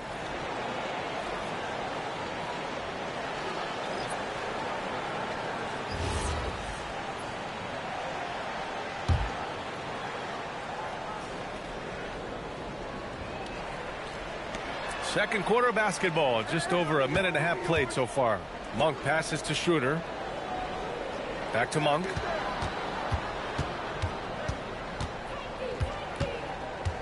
Shot clock at 6. Sacramento passing it around. Launches it from deep. Schroeder can't get it to go. I'll tell you what, they've been aggressive and they've been physical. High arcing shot. And it's Sacramento with the rebound. Wow. Missed the easy one right there, right at the rim, but came up empty. Shots good by Saric. And, Coach, we see more and more teams looking to push the pace. What took so long? I don't know what took so long, B.A. I think what happens as coaches and as players, you realize that it's tough to score against the best defensive teams in the half court where their defense is set. And so if you can get the ball down the floor quickly and be on the attack before they are locked in, you got a much better chance to generate quality shots. And the Thunder in possession here, following the score by Sacramento. Monk looking around to the inside. Saric shot is off. Oklahoma City leading by 4. Pass to SGA. Williams with the screen. Schroeder comes with a double team. And here's Wallace. Stolen by Schroeder. It's Monk on the wing. Watched by Wallace. Oh, it's blocked by Gilgeous-Alexander. Impeccable defense from Gilgeous-Alexander. For a guard, he blocks a fair amount of shots. SGA using the length inside. When he decides he wants to take it to the bucket, it's really hard for anyone to slow him down. And so now a timeout called by Doug Christie. He's going to gather the troops and talk it over.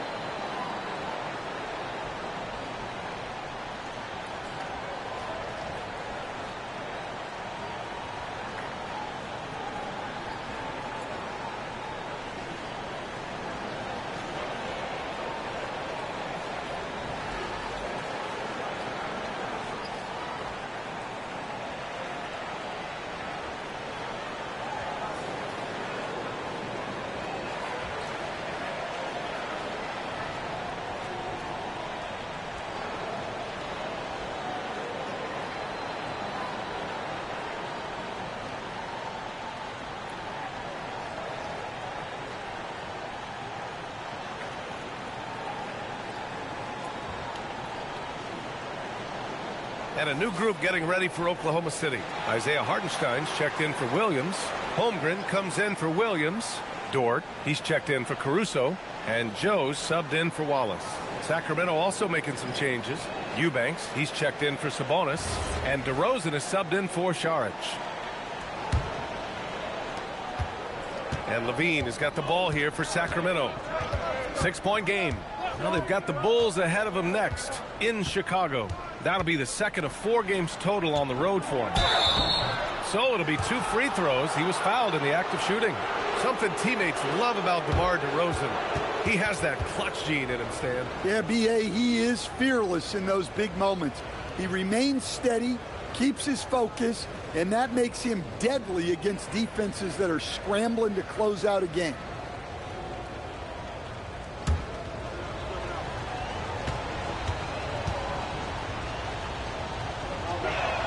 And he makes a first. Well, Grant, you look up and down this Thunder roster. It is just loaded with winning players. Yeah, B.A., guys who are going to make the right play. defend their spot, move without the ball. I mean, they've built something special in OKC, piece by piece.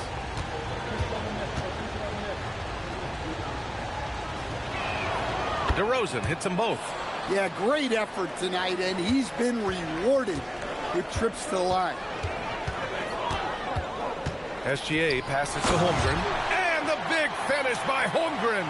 And before he even leaves the floor, Holmgren has the ball at rim level. Outside Levine. Back to Schroeder. DeRozan outside. There's the three. And another miss by Sacramento. And they're doing strong work on the glass. A +5 advantage for them. And rejected. And they get it back. And Hartenstein gets it to go. Kings trail by 8. Pass to Levine. The three from DeRozan. The Thunder with the rebound. Hartenstein's got 6 rebounds in the game. 51 seconds left in the first half of this one. Holmgren against DeRozan. Now here's Dort. 4 on the clock. Here's Hartenstein. And Hartenstein slams it in. Incredible work right there on the glass. Just doing all he can to extend that lead. Hey, once you got him on the ropes, keep swinging away. Yeah, this is the spot where coaches want you to be relentless. Don't even give them a glimpse of hope. Here's Levine. The Thunder making their last shot. The three-pointer is good from Levine. Well, he's a consistent range scorer. Levine's team wants him to find these looks. SGA deciding where to go with it. Outside Joe. There's the triple. That one's good. And so Gilgeous-Alexander with the assist. Joe's gotten himself going with a triple. His first basket of the game. Doesn't go that time. And so it's Oklahoma City ending the quarter up 10. They've done a great job containing Westbrook. And with his explosiveness, that is not an easy task. Back after this.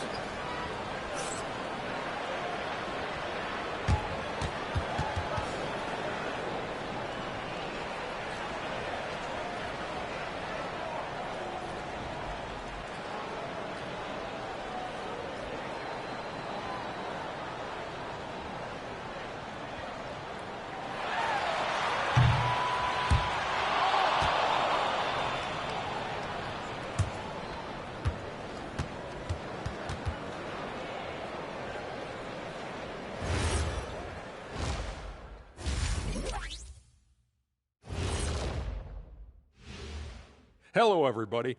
Maybe a bit of a surprise in this one, but what a fantastic first half we witnessed for the Oklahoma City Thunder. You know, on the boards, they've been ferocious. They've been intimidating. Reminds me of watching Big Fella out there. You know they're going to have some bruised elbows tonight. Thank you, Kenny. That was your first compliment in 3 years. 2. Taking a closer look at the first half matchups, these two guys have led the way for their teams. We've got a game within the game. These two guys are trading blows, raising elbows, trading bows, making me wish I was out there right now. That I would like to see. Shaq serving up elbow Sammys. With extra mayonnaise. Thanks for joining us. Time to head back over to the third quarter with Brian Anderson.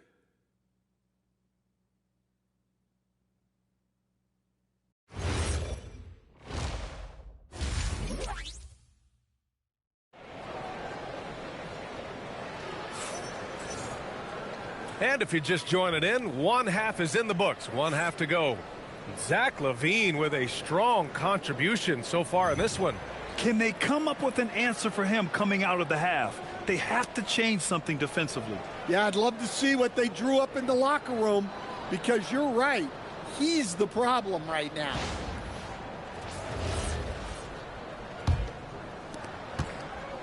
Kings trail by 10. And on the floor for Doug Christie as we get into the second half. DeMar DeRozan is out there with Zach LaVine. Then there's Keon Ellis. Then it's Domantas Sabonis. And it's Schroeder in at the point. So it's Oklahoma City now, following the score by Sacramento. Outside, Gilgeous-Alexander.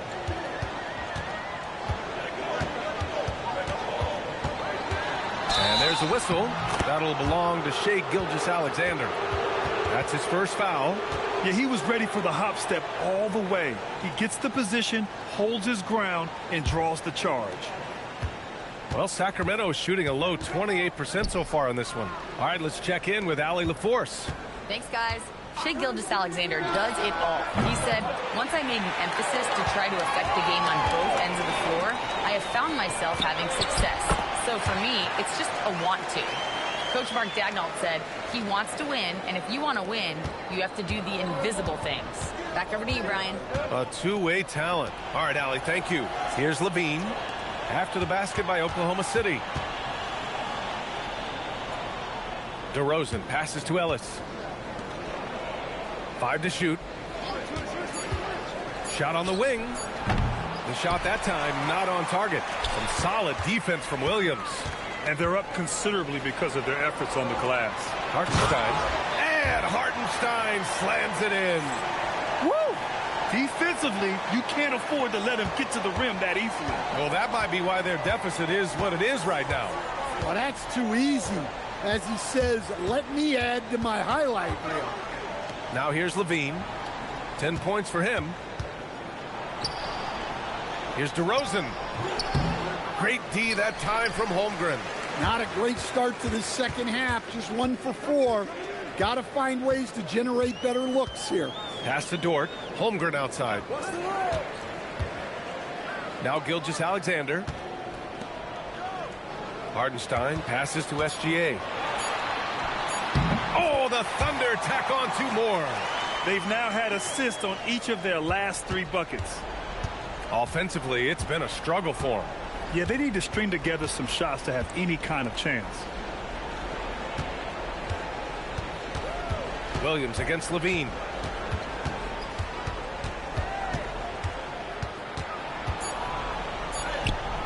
Oklahoma City grabs a miss. They've come out a little cold after that halftime break. Just 1 of 5 from the field to start the third quarter. Oh, nice step back to create some space. Williams has got 6. Credit them for making the right halftime adjustments. Well, sometimes you just make shots, but they've certainly come out on a tear here in the third quarter. Levine can't hit. Well, his shot selection's been poor. If I were coaching this team, he'd be sitting next to me. And Grant, after last season, a new front office taking over in Sacramento, trying to get them back in the playoffs. Yeah, and after ending their record-breaking postseason drought in 2023, the last 2 years have seen the Kings again outside the playoffs. They're restless to get back there in the mix. Pass to Sabonis. To in the cold spell. And it's good on the lay-in. Sabonis has got his first points of the night. Well, with his ability to carve out space, Sabonis is one of the best paint scorers in the game. This team should look to set him up. Now here's SGA. He's got 10. And the big finish by Holmgren. He just rises up and throws it down hard with one hand. That is such a go-to move for him. He holds nothing back on those. And timeout called by Doug Christie. A moment to rest and confer on the game plan.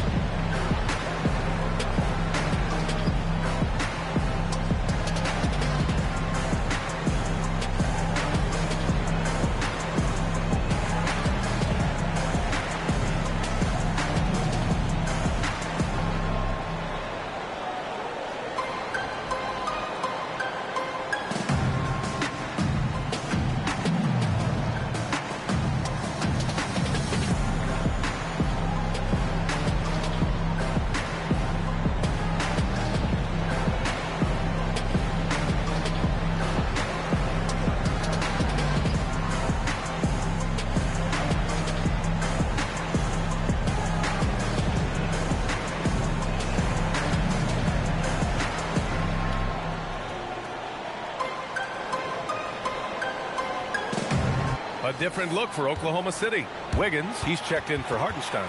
Caruso comes in for Williams. And it's Wallace in for Dort. Monk, he's checked in for Sacramento.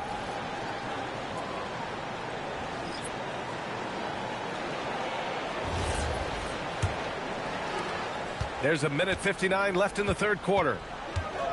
Ellis outside. Sacramento passing it around. Outside Levine. Let's go with a three. Pure from three-point range. Levine's got 13. Levine getting quick with it that time, changing it up. SGA, he's open, and there's another one for the Thunder. Well, they have leaned on him offensively with good reason. Efficiency will help you win a lot of games. Now here's Levine. He's got 13. Lets it go from deep. Another three for Sacramento. In full-on catch-up mode. They're raining threes right now. And last season, the most efficient shooting season of Zach LaVine's career. Yeah, B.A., 2.5% better in his free throw shooting. He would have had a 50, 40, 90 season on his hands, but his scoring is top tier. And so here's Sacramento, following the bucket by the Thunder. Here's Levine. Oh, are you kidding me? My goodness. Well, that's the multi-time dunk contest champ, Zach LaVine, reminding us of what he can do. And thanks to AT&T for a great look at that dunk on their connected cam. Oklahoma City leading by 12. Gilgeous-Alexander passes to Wallace. Outside Gilgeous-Alexander. Ooh, another miss by Gilgeous-Alexander. It's tough to get open in this league, and when you do, it hurts not to capitalize. The three from DeRozan. Oklahoma City grabs a miss.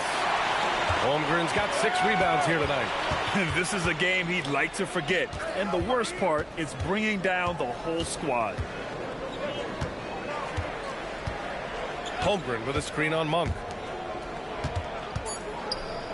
The three ball sinks the tray. Wallace has got his second bucket of the night.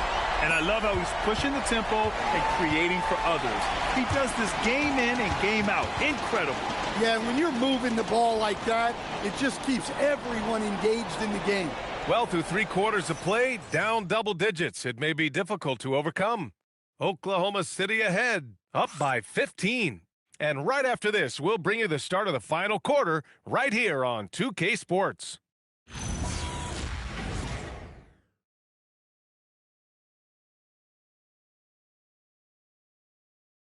And it's time now to bring you our State Farm assist of the game. And I'll tell you what, this was a no-brainer tonight. Take a look at the precision on this feed. Couldn't place it any better. Yeah, that's high-level playmaking. He makes it look easy, but it's not. And as we head into the fourth, we'll see if there's a comeback in the works or if it's more of the same for the first 3 quarters. Wallace and Williams run the wings. Aaron Wiggins out there with Jalen Williams. And it's Caruso in at the point guard position. That's the lineup out there for the Thunder. Now here's Schroeder. Eubanks in the high post. Up top, Levine. He hits the back iron and sinks it. And that's now 20 points for Zach LaVine. Well, we've seen LaVine put up 25-plus per game for a season. This guy is on the short list of the best wing scorers. And Williams punches it home. And the lead increases on a crazy offensive sequence. Man, the dunk alone would have been incredible, let alone the fact that it came off a pinpoint pass. Now here's Schroeder. Fires for 3. He buries it from 3. Schroeder's got his first bucket of the game, and he's on the board for 3. To the paint. Caruso, the pass to Williams.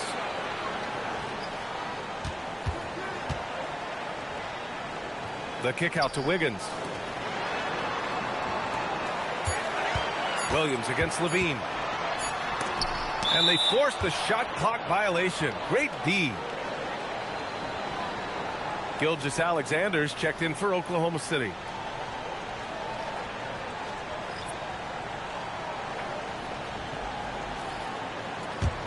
Kings trail by 12. Pass to Schroeder.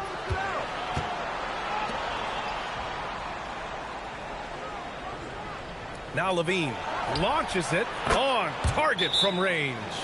Levine's got 13 in the second half. What a performance. Hit 2 from beyond the arc in the first half, and he's added 3 more since. And we've got a timeout called by Mark Dagnall. He wants to make sure they're purposeful with the game plan.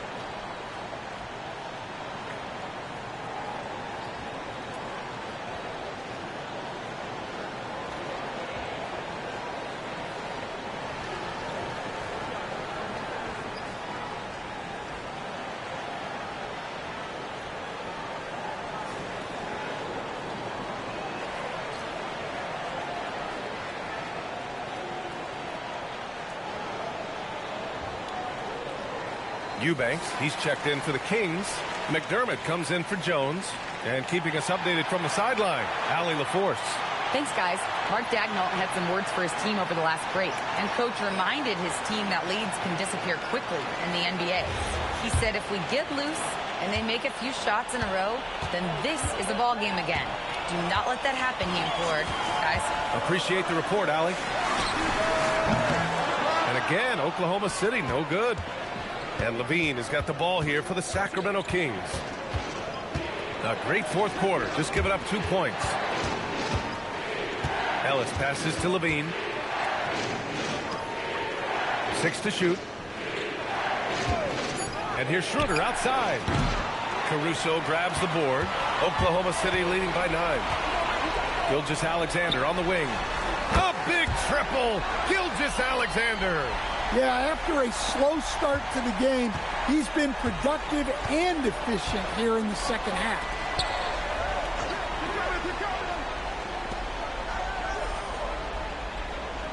Eubanks, the pass to McDermott. Tried to come right back with a 3 of his own, but it's no good. Pass to Gilgeous-Alexander. Off target from outside. Levine with it. Guarded now by Williams. Left side Schroeder.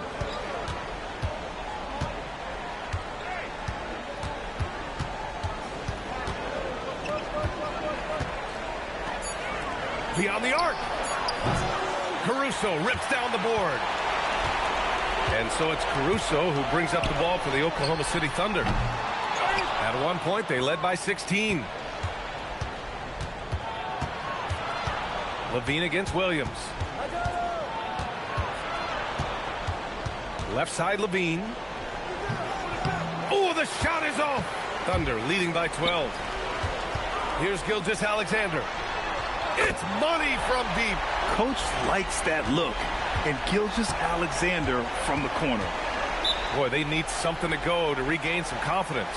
No question. Way too many empty possessions for them. And we've got a timeout called by Doug Christie, rallying his guys to make sure they all know the plan.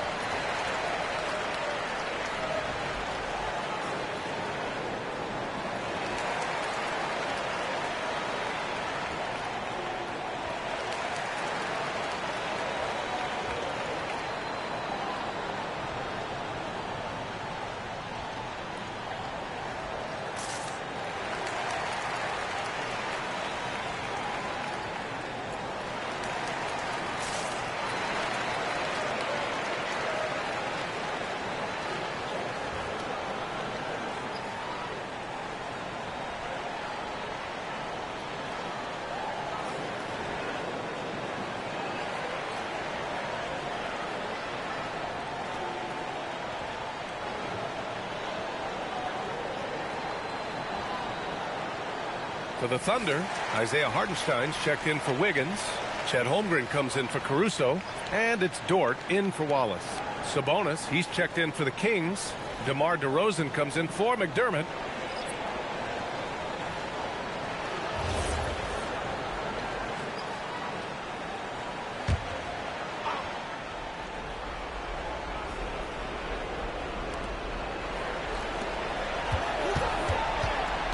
.157 left in the fourth.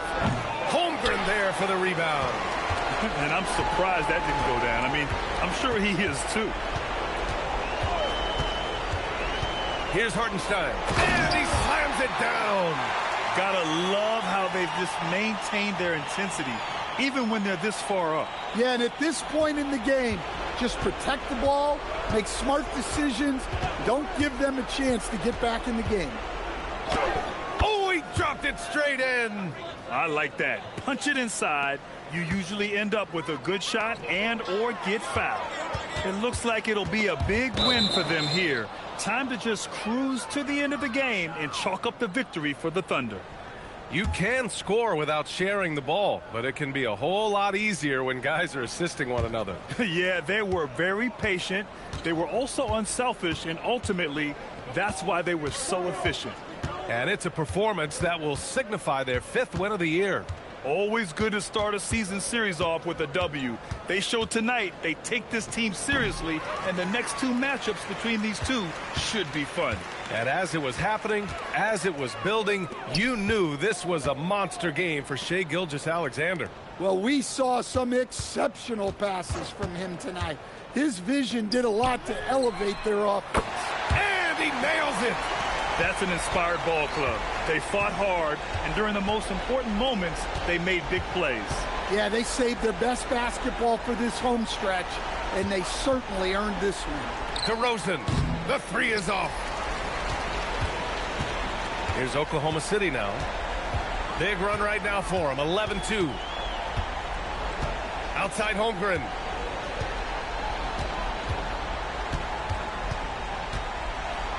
Clock at 6. Jalen Williams. And another 3 for Oklahoma City. This has to feel good.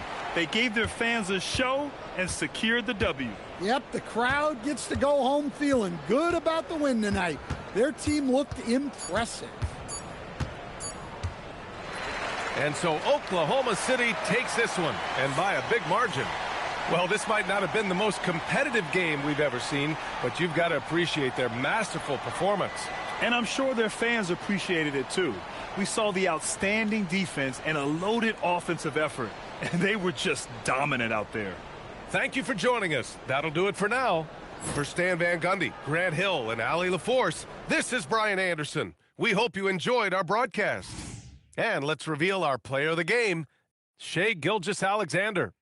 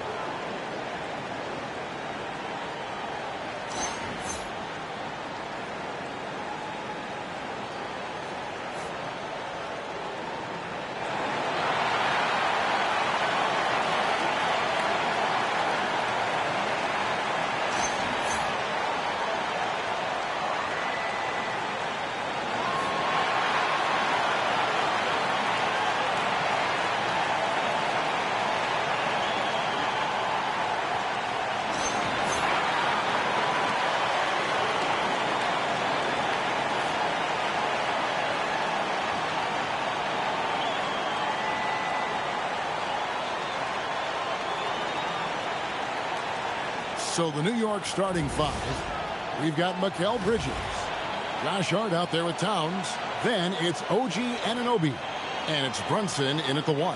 And for Milwaukee, Turner at center with Antetokounmpo next to him. Guard pair, Porter and Trent. And it's Green in at the small forward.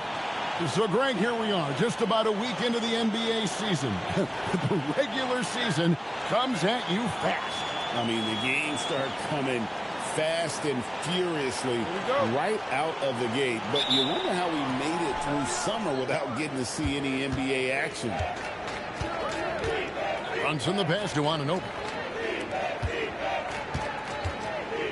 Turner against Towns. Pass to Hart.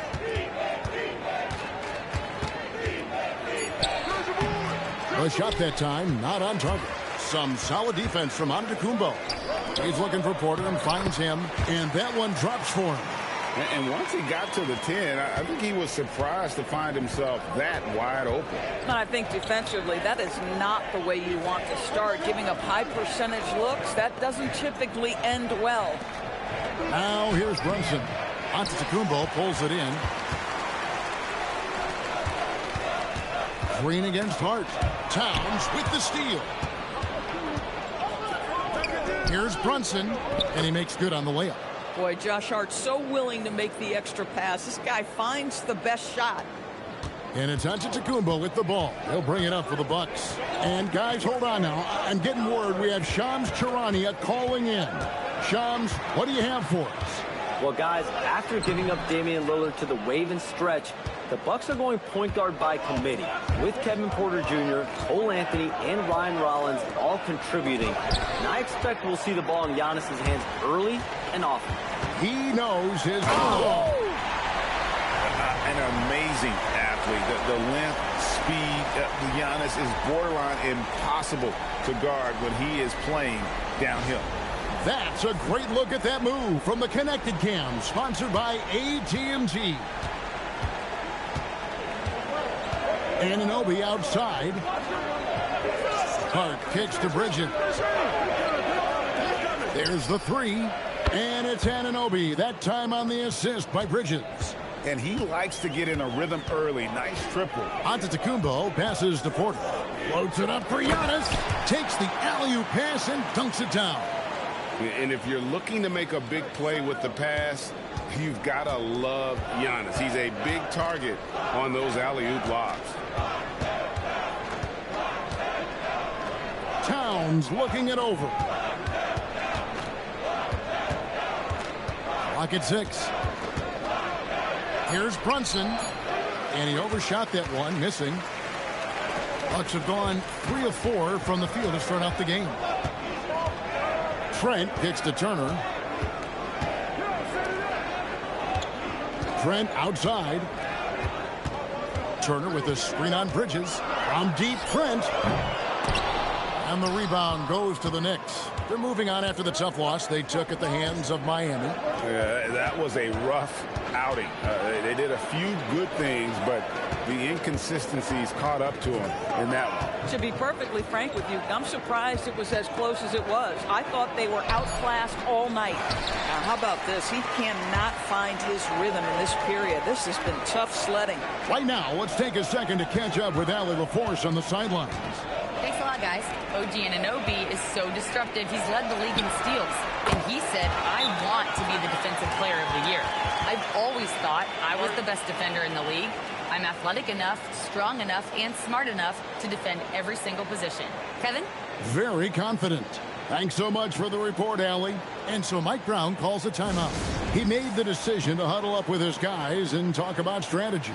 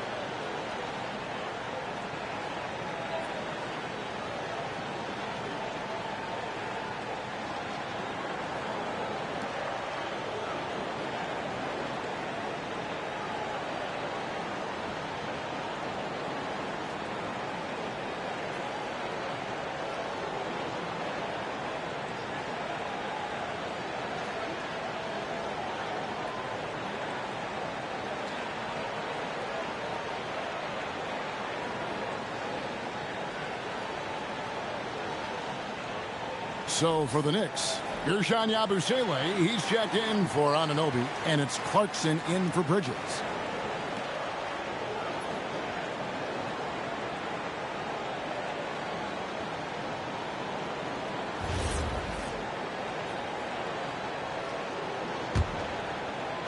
And we're just over 3.5 minutes into the first quarter.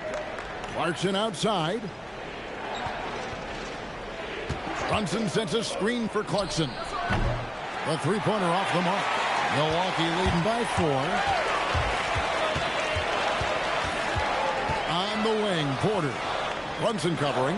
Trent with the wide-open look. That three off the mark. And you don't want to give up that kind of look too often. The offensive skill set for Karl Anthony Towns, Greg is a 7-footer, is very special, to say the least. The outstanding shooting, the post play, and he's worked on his defense. He may never be elite at that end, but he ignites an offense. Towns wide open. Gets it to go from beyond the arc. Now, Towns has said he believes he's the greatest shooting big ever. That's how confident he is. Porter passes to Green. To the paint. Shakes him. Towns with the defensive effort. Boy, that is tough defense. Exactly how you want to play him. Hart, that's good. So confident in the painted area. Josh Hart understands how to score inside. Pass to Green. Outside Turner. And here's Trent outside. It's rebounded by Towns. Towns has got his 4th rebound with that last one here tonight. A 15-footer. Rebound, Milwaukee. Giannis has got 4 rebounds in this game. Left block shot on the way. That one off the back iron and out. New York has gone 2 or 3 from deep so far in this game. Banked in off the glass. Giannis has got 6 points. And you love watching Giannis operate inside. So assertive and forceful.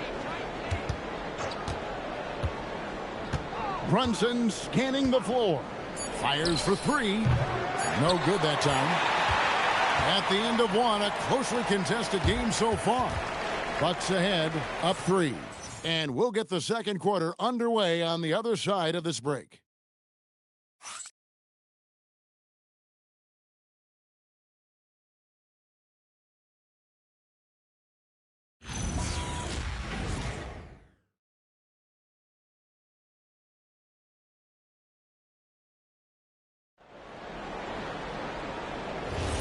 Some good action already in this one, but a fairly even matchup after the first quarter of play. And a moment here to take a look at some of the hustle stats for the Bucks. They are committed to running the floor in this one, relying on their speed to get a lot of points off the fast break. Yeah, they've also been alert and active on the defensive end, creating turnovers and turning those into points on the offensive end. Kyle Kuzma is out there with Bobby Portis. Then there's Prince. Then there's Rollins. And it's Sims in at the center position. That's the group for Milwaukee right now. Pass to Rollins.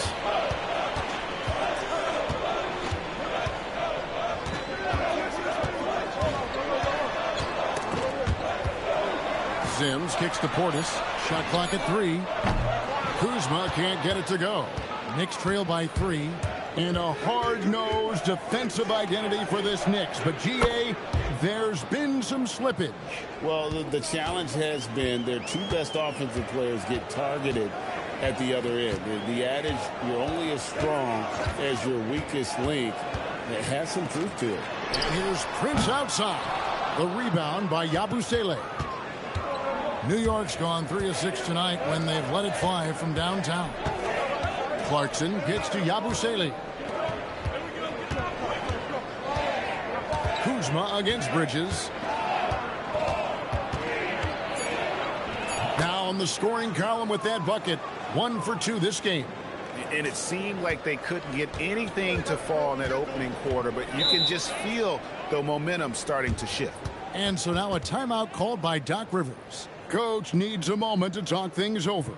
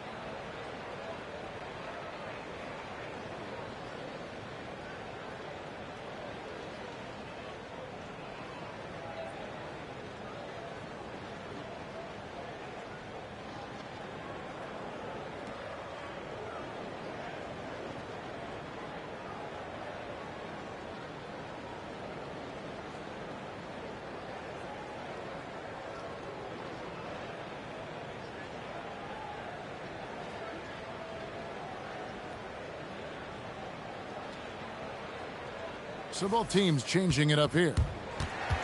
Let's pause to take a look at the teams that were tops in field goal percentage last season. In fourth, the Bucks.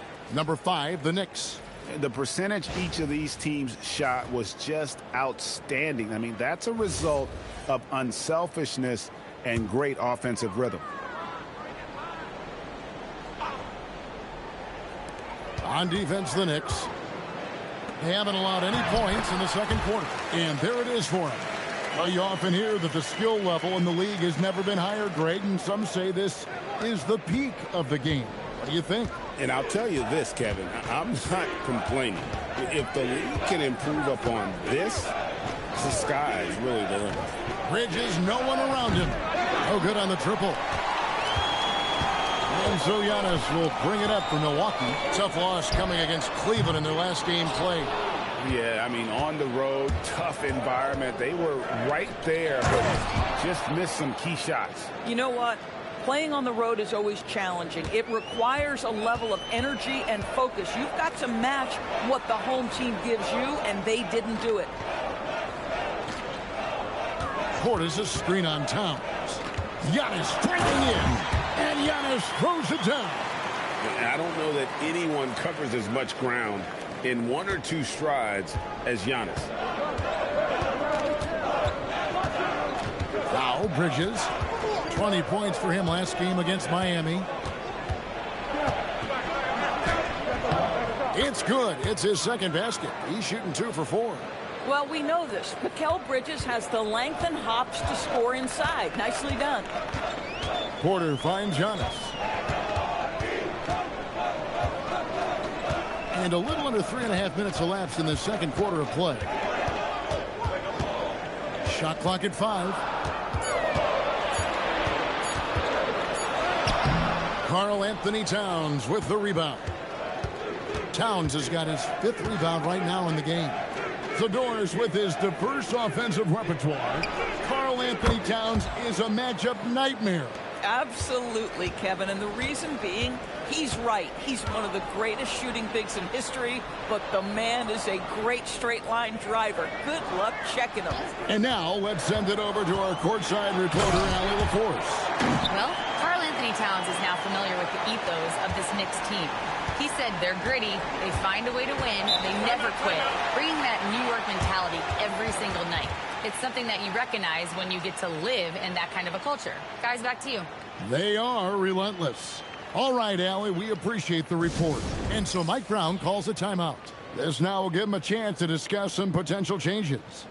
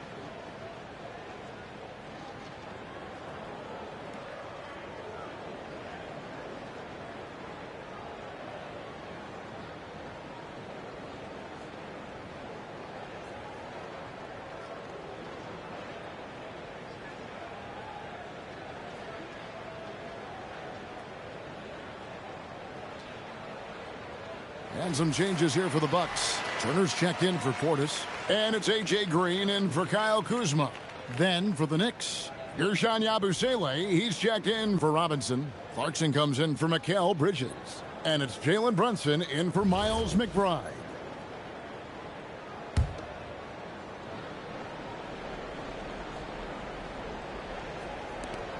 .143 left in the first half of basketball. Anunoby passes to Brunson.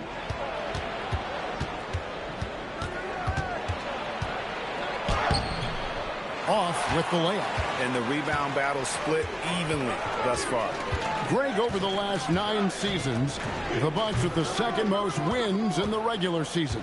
I mean, a dominant run to be sure. Now, not to mention the franchise's second ever title back in 21. Those are things you can never take away. Consistency as a jump shooter. Jalen Brunson with that quick, compact release. Pass to Trent. And here's Porter. Nice ball movement by Milwaukee. Turner with a screen on Clarkson. And here's Trent outside. He's just scored his first basket with that shot, making him 1 for 4. It's not just the assertiveness of Gary Trent Jr., folks. It's about the accuracy. I don't care what kind of range he's shooting from. Here's Towns. Rebound, Milwaukee. Giannis has got his 7th rebound here tonight. 7-second difference, shot and game clock. Green, the pass to Antetokounmpo.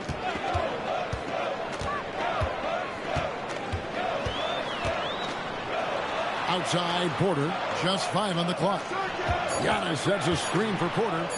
There's Giannis, look out below! And you can see him give a little nod and then just burst to the rim for the alley-oop slam. A pair of teammates, Greg, with a terrific feel for each other. Giannis Antetokounmpo, he's feeling it tonight and has been the driving force for the Bucks. He notched 8 points in the quarter and has that terrific basketball instinct on display. Don't go anywhere. We'll be right back.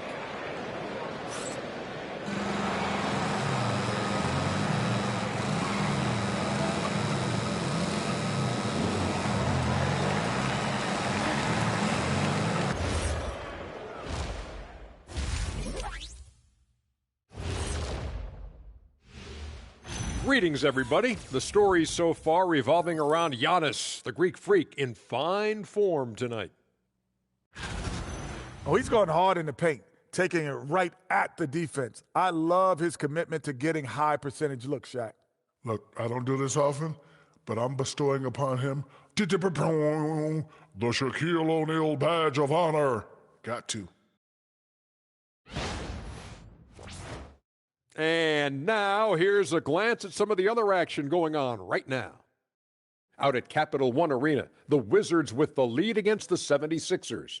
Looking like that one might be over, an 11-point lead in the fourth quarter. And that concludes halftime. Now time to send it over to Kevin Harlan as the game's about to resume.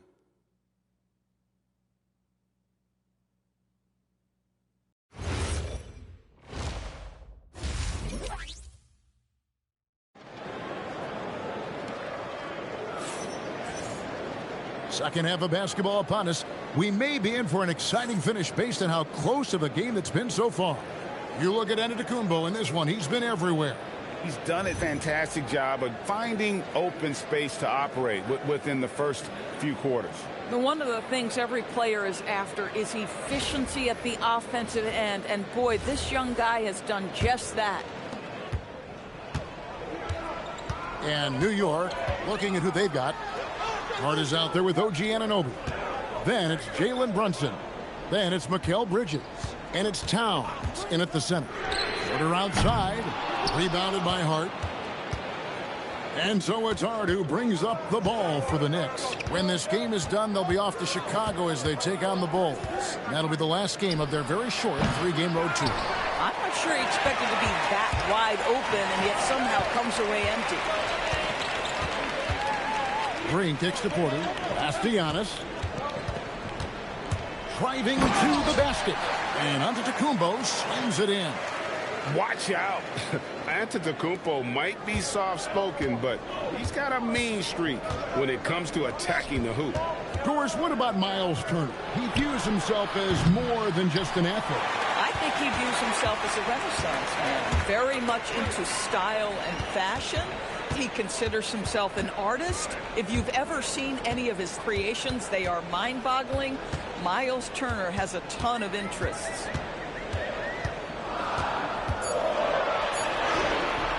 It's rebounded by New York. Boy, he won't miss many of those, but it certainly happens and did there. And he gets it to go as they call the foul. He's on his way to the line for one more. And guys, this young man does such a good job keeping his balance on the way up to the basket. Mikal Bridges solid at keeping his composure.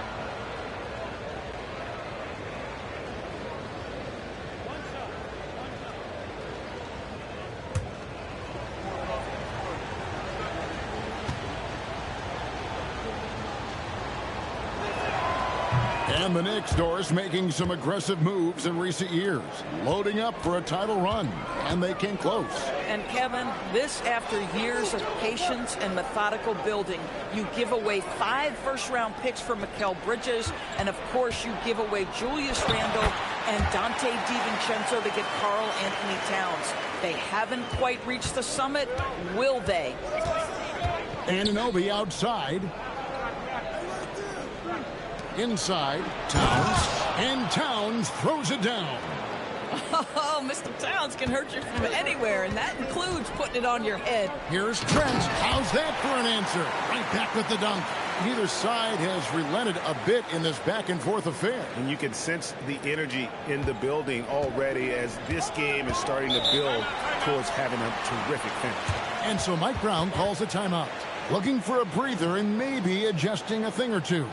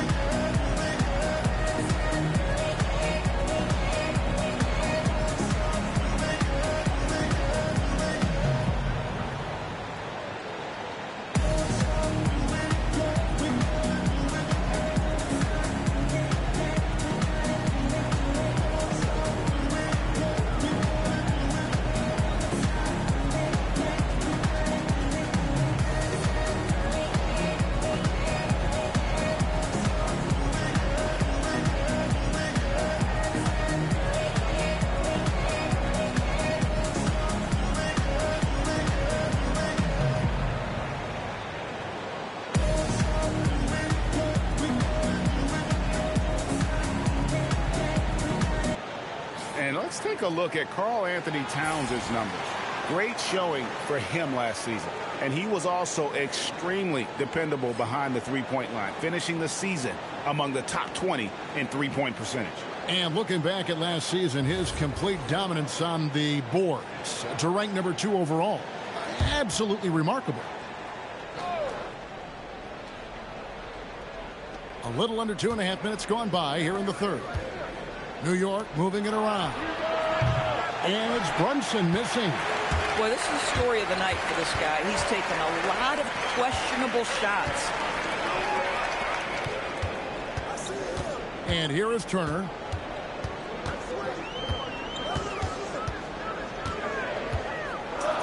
Shoots over Towns, and that one goes long. And being that close to the hoop, I thought he had enough room to finish that one. Fades away. Giannis grabs the miss. Antetokounmpo's got 9 rebounds in the game. Getting it done. Porter, no luck. And here's Brunson. He'll bring it up for New York. Their defense has only allowed 6 points in the second half. Josh Hart hammering it down. That's a message right there. Outside, Green.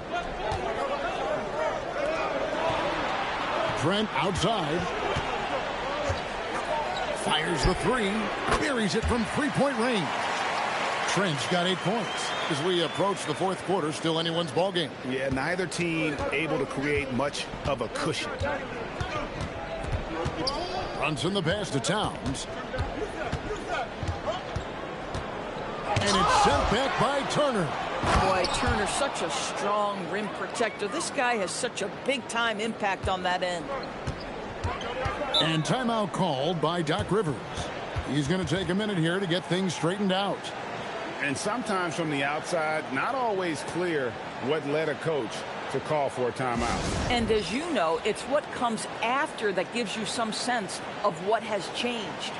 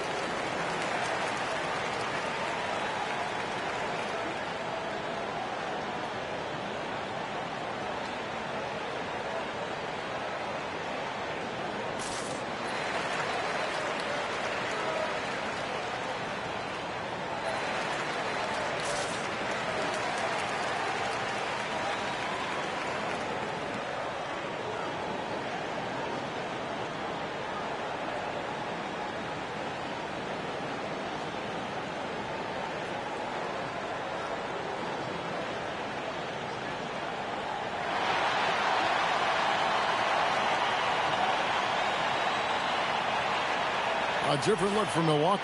Bobby Portis comes in for Giannis Antetokounmpo, and Kyle Kuzma is subbed in for Green. And the Knicks making a change here as well. Yabusele's checked in.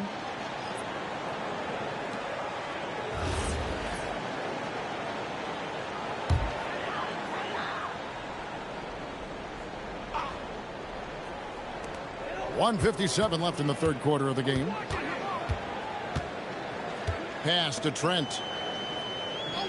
Outside Turner. 6 on the shot clock. Now here's Portis. He drains it as the shot clock ticks down. And the Bucks lead by 2. They didn't have much of a problem getting the ball into the post that time. Towns a screen on Porter. The kick out to Towns. Off target with his 3.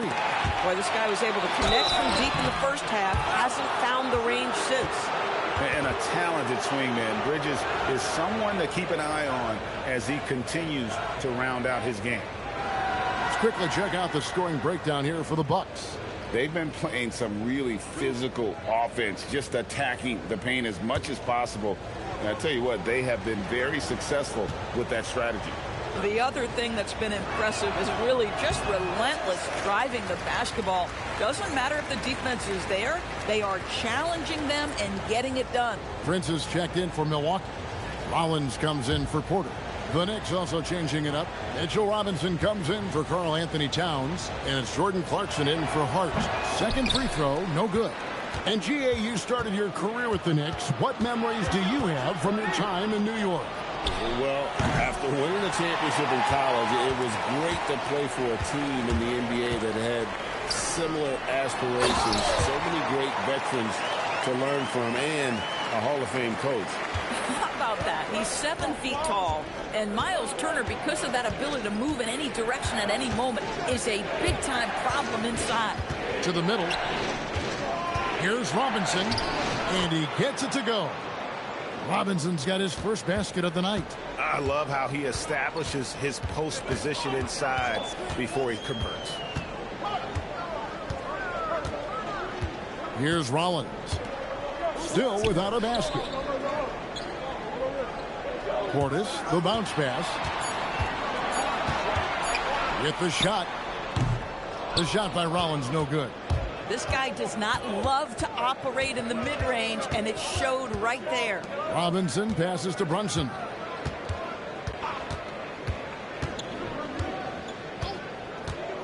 The 3. Brunson drops it in from the arc. Wow! And not even 3/4 out of the way. So many lead changes. The fans, guys, are getting their money's worth. Heck, I should have paid to watch this one. It's been a nail-biter. 3/4 of play in a close game here. Knicks lead by 1. And we'll get going after this from Milwaukee.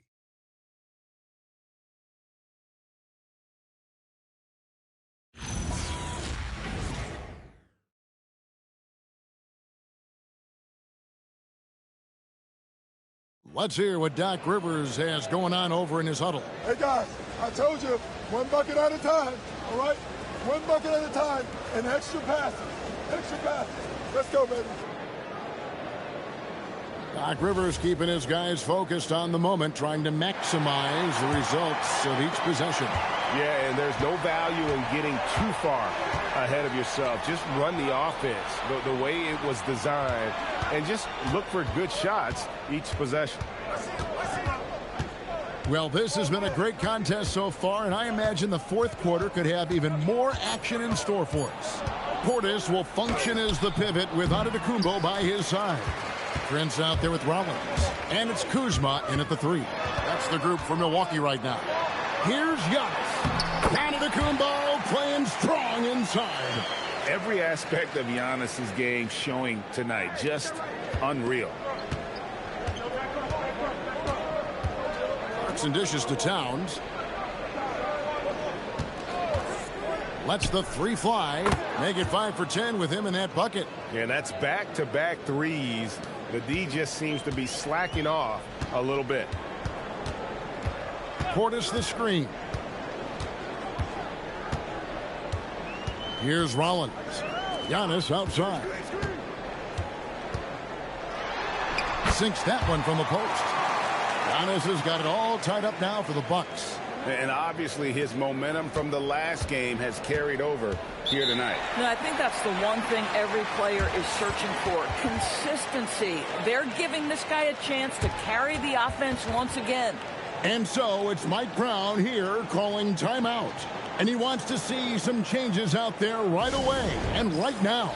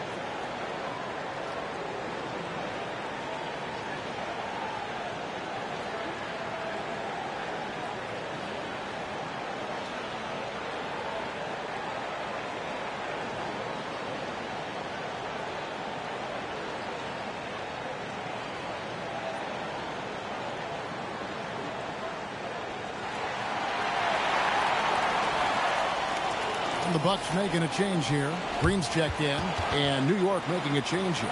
Let's check in now with our Allie LaForce, who's got a story for us. Allie? Thanks, guys. I got a chance to hear what Mike Brown was saying to the team. He tried to loosen the tension a little, asking his guys, are we having fun? I know I am. Just relax out there and follow the game plan. We've got this. All right, Allie, thank you so much for that. Final quarter of play, about a minute and a half off the clock into it. Yabusele screen on Rollins. Here's Kolek, 6 to shoot. Here's the 3. It's not going to go for him. And for Milwaukee, they're shooting it up around 51%. They're getting good looks. Antetokounmpo passes to Portis. He gets that one. Just focusing on the task at hand. That's all you can do. Boy, the tide is running one way and then shifts back in the other direction. I've lost count of how many lead changes we've had here tonight. And here's Giannis. He'll bring it up for the Bucks. They've played a great fourth quarter defensively, allowing only 3 points.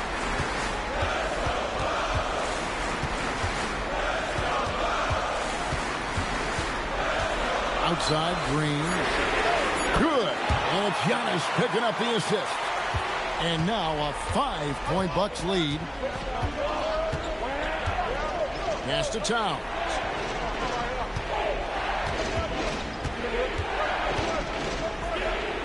And he converts the layup. Towns has got 9 points here in the second half. They continue to battle out there. So close to taking the lead. Yeah, but that's been elusive. They've missed a few plays along the way that they'd love to have back. And we've got a timeout called by Doc Rivers. He's clearly intent on wanting to lock in and make sure everyone's on the same page.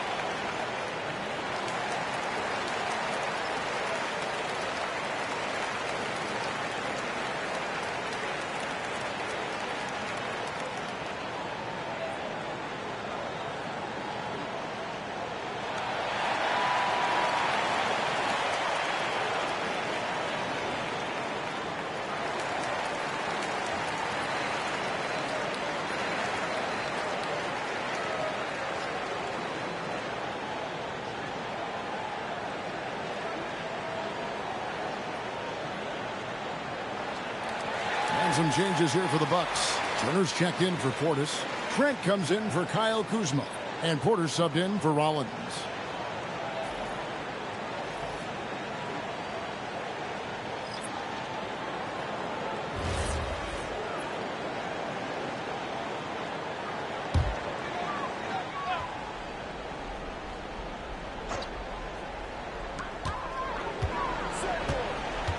Now here's Porter. Porter, a screen on Hart. Turner outside. Green from outside. And what a half for this offense. If they can stay this high, a great chance to extend this lead. Brunson against Porter. Lets it go from 14. And they pick up the 2. One of the best clutch players in the entire league. Step up, Mr. Jalen Brunson. On the wing, Giannis. Defended by Hart. Now onto Kumbo.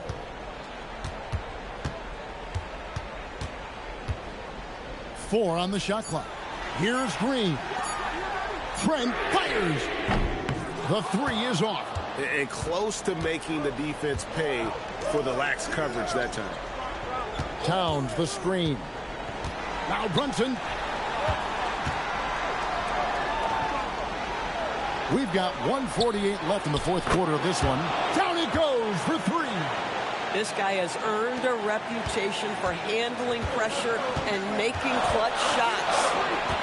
And it's Antetokounmpo penetrated. 3.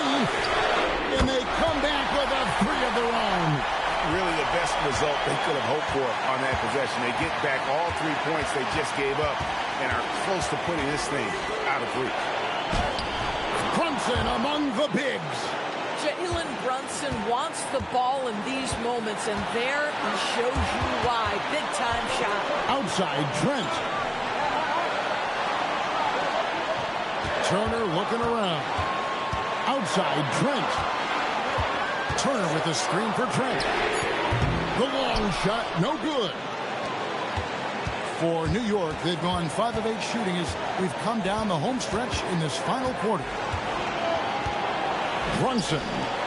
Good. Brunson, no fear down low. Oh, you just love seeing a player with absolutely no fear. To me, more often than not, when you attack, good things happen. And Doc Rivers has called a timeout. Pivotal moment in this game. He's not taking any chances. He'll call time.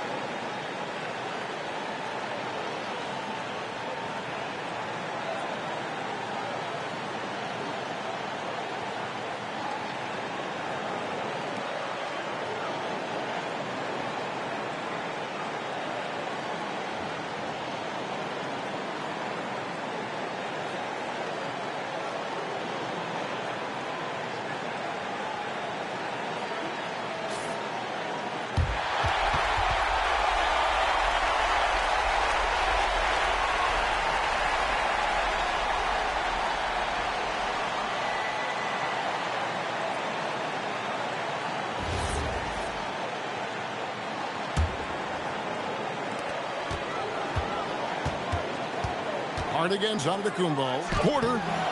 Brunson there for the rebound. And here's Brunson. He'll bring it up for the New York Knicks. That is big-time composure from Mikal Bridges. Backs against the wall. Got to have a bucket, and he delivers. Points are an absolute must here. And no time to waste. Not at this point in the game. Antetokounmpo. Oh, that was a two-hander. And you know he knows he's the leader of this team. Giannis embracing the opportunity to come through with big baskets. And so it's Mike Brown here calling timeout. The magnitude at this juncture in the game clearly warranting a timeout.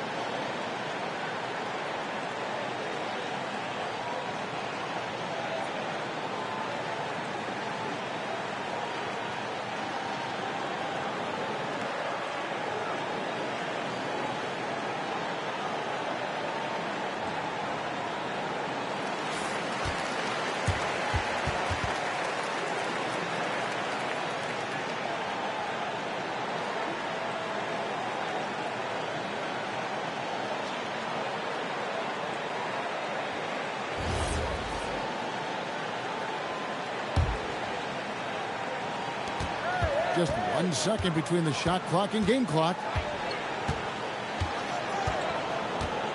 Brunson outside.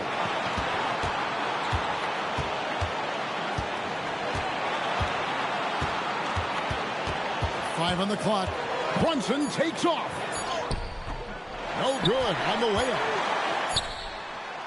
And that's going to do it for regulation. So we are headed to overtime. And we'll get going after this from Milwaukee.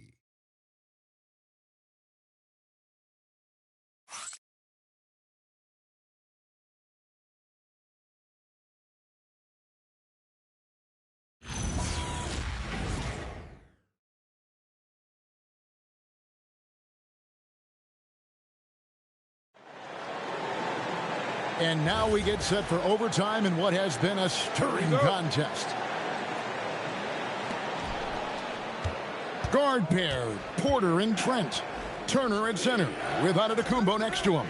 And it's Green in at the 3. Now Towns.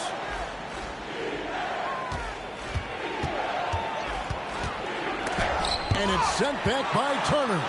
How about the reach of Miles Turner? He covers so much ground to come up with these blocks. That mid-range J right in his wheelhouse. Nicely done. Towns outside. Beyond the arc. Antetokounmpo with the rebound. The Bucks leading. Now Porter launches it. Cleared away by Hart. Here we've got Brunson. Now, as we saw, 4 quarters not enough. We're just over a minute into overtime. Shot clock at 6. Puts it up from 7. Yep, that's going to go in. Folks, look out, because Jalen Brunson has caught his rhythm on the offensive end, and that typically means a long night for your opponent. Now, Antetokounmpo. And the double up Antetokounmpo. Trent outside. Now Turner. Count the basket. Wow, Miles Turner understanding it's my time because it's big time. Brunson outside. Mikal Bridges. And trying for the go-ahead basket. Doesn't go in. Porter against Brunson. Now Antetokounmpo. From outside. And down goes the 3. And this is the game plan for him. He's a big part of their floor space. And right now, Greg, he is doing a great job delivering for this team. Productive and efficient. You can see that OG Anunoby wants the opportunity to deliver in a big moment and does. Trent fires. That's loose a 3. Towns with the rebound. Guys, a critical time for them in this ballgame. You got to play mistake-free. Anunoby against Porter. Hard outside. Towns, a screen on Trent. And get the 3. And they foul intentionally. They're going to have to do that now again and again. They're not in the penalty yet. Yeah, you know what? Smart foul. You got to try and extend the game. Just a terrific perspective of that dunk from the Connected Cam. Brought to you by AT&T.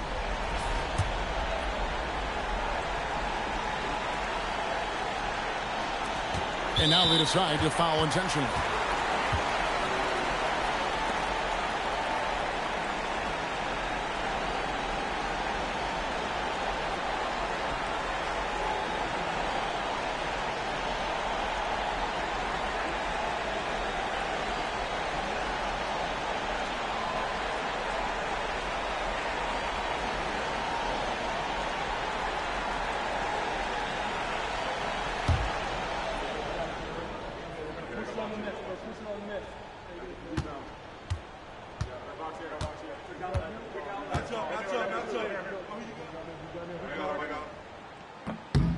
He drops the first one, and that gives them a 4-point cushion.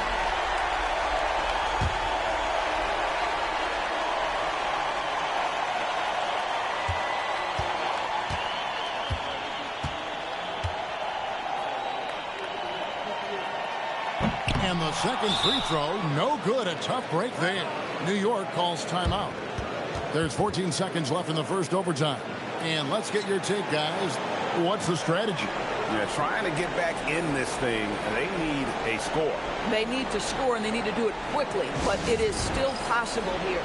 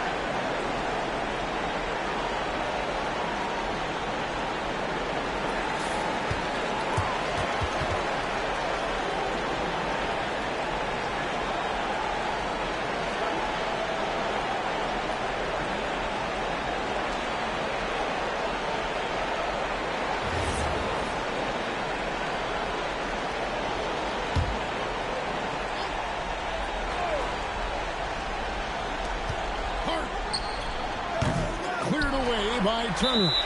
And when you are as good a shooter as he is, you have to have the confidence to take that shot. It might not always fall. And for most guys, I think you only want to take that shot if you've hit a few in a row. That is absolutely a heat check.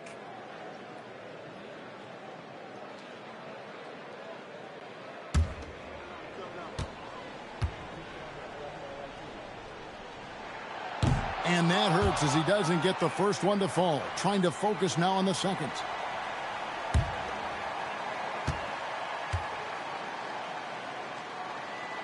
And he ends up making the second, and that puts them up by 5. New York calls timeout.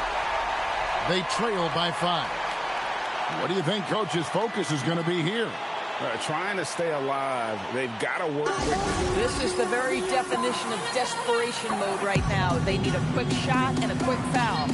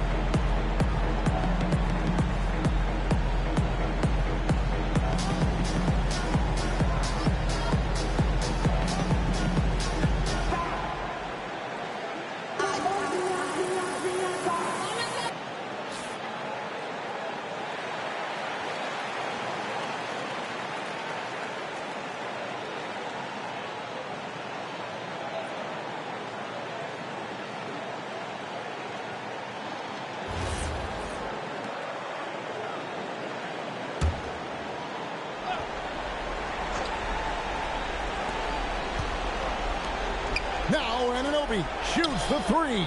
Does not go in. So it's Milwaukee picking up the win.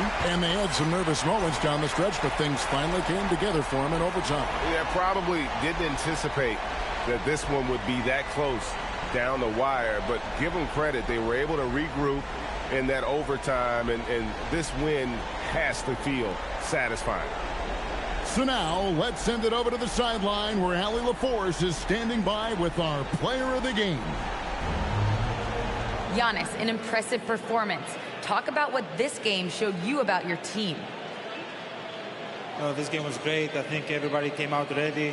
Everybody played great. We were moving the ball, we knocking down shots, but most importantly, we were playing great defense. But at the end of the day, it's just a win. We got to build off this. We got to go back to the gym, watch film, and get better. It's just one piece of a greater goal. That's right. Thanks, Giannis. Terrific, Allie. Thanks. And that'll do it, folks.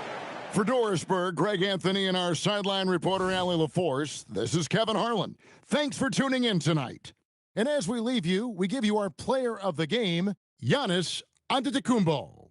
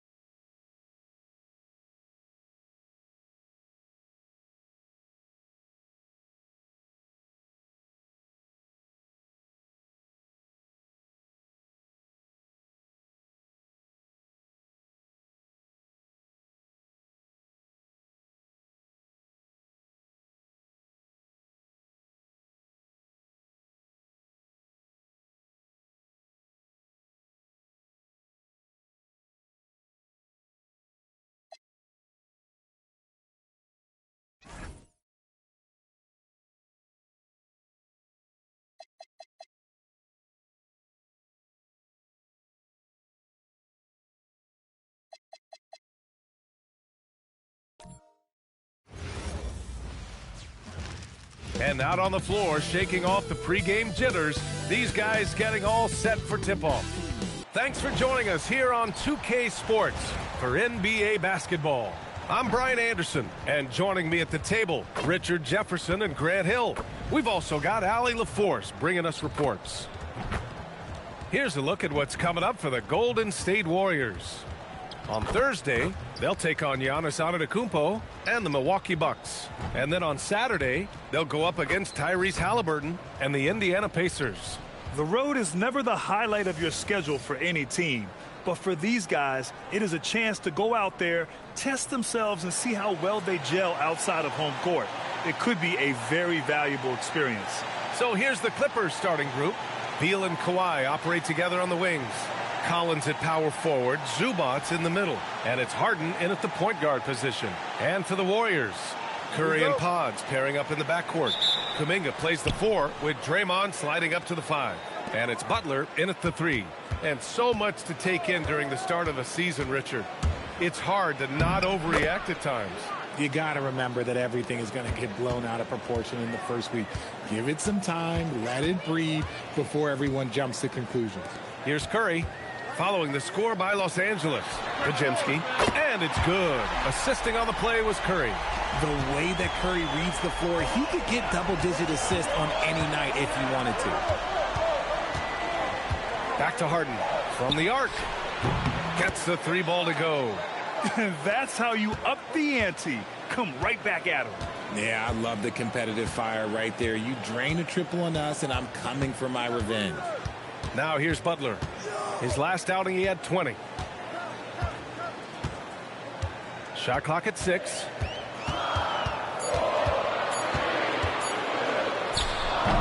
No good on the shot. Ooh, solid D from Leonard. And Beal gets it to go on the assist by Leonard. Outstanding ball handling by Beal, just carving up the D. Gives us a chance to catch up with Allie LaForce. Steve Kerr gave me a few minutes to catch up with him. The two-way star Kawhi Leonard was at the top of the coach's mind. He told me we've seen Kawhi win those finals MVPs because at his best, he is as good as anyone in the world. Leonard doesn't just score it, he can also shut down your best wing. It's really tough facing him. Back to you, Brian. Okay, good stuff. Thank you, Allie. From a mid-major school to a first-round pick, Wisconsin native Brandon Pajemski has had quite the rise, RJ. Yeah, finishes top 5 in Rookie of the Year voting in 2024. Pods gives you a little bit of everything on the floor. Great rebounder for his size also. And he comes up with a bucket. With his touch, Curry can beat you from inside as easily as he can outside. The Clippers have gone 3 of 4. Off to a nice start. Harden to pass to Zubats. Three-pointer, Beal connects from downtown. Beal's got 7. Out to a hot start. 4 makes and 5 shots to begin this ball game. Outside Pajemski. Here's Green. And it's hammered home by Green. And I like seeing Green go up for that flush, showing how powerful he can be. Collins outside. To the middle. Here's Beal. Using his post moves to get the 2 points. He's got 9. Here's Curry. In his last outing, 16 points for him. Outside Butler. Outside Pajemski. Shoots over Beal. The shot by Pajemski, no good. And he's very confident from that range, but you can't make him all. Harden against Curry. They get the rebound. Another shot. And Zubats with the lay-in. That'll drive your coach crazy, failing to box out. Ugh. Oh, yeah, you think you got to stop, and it's wasted because of sloppy work on the glass. You literally practice that every day. Back to Curry. Shoots over Harden. Curry's shot is off. The Clippers lead by 5. Nice shot by Harden. Harden's got his second basket of the night. And they've settled in quickly today. A nice flowing rhythm to their offense. And Steve Kerr wants a timeout. And we might see some changes. Coach potentially looking to adjust. They come into this one having outplayed the Grizzlies last time. Oh, man, they were in total control, really doing anything they wanted. It was that level of dominance. It really is fun seeing an offensive function like a well-oiled machine. I'll be interested to see if they can keep doing this.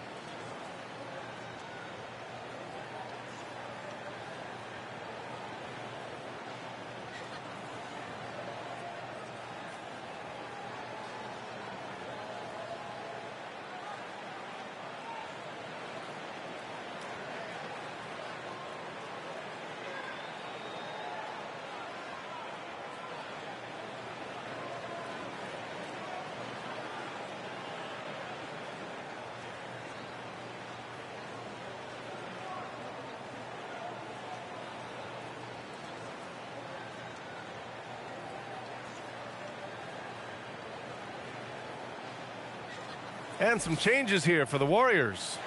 Horford, he's checked in for Kuminga. Hield comes in for Butler. And Spencer's subbed in for Curry. Batum is checked in for the Clippers. Dunn comes in for Beal.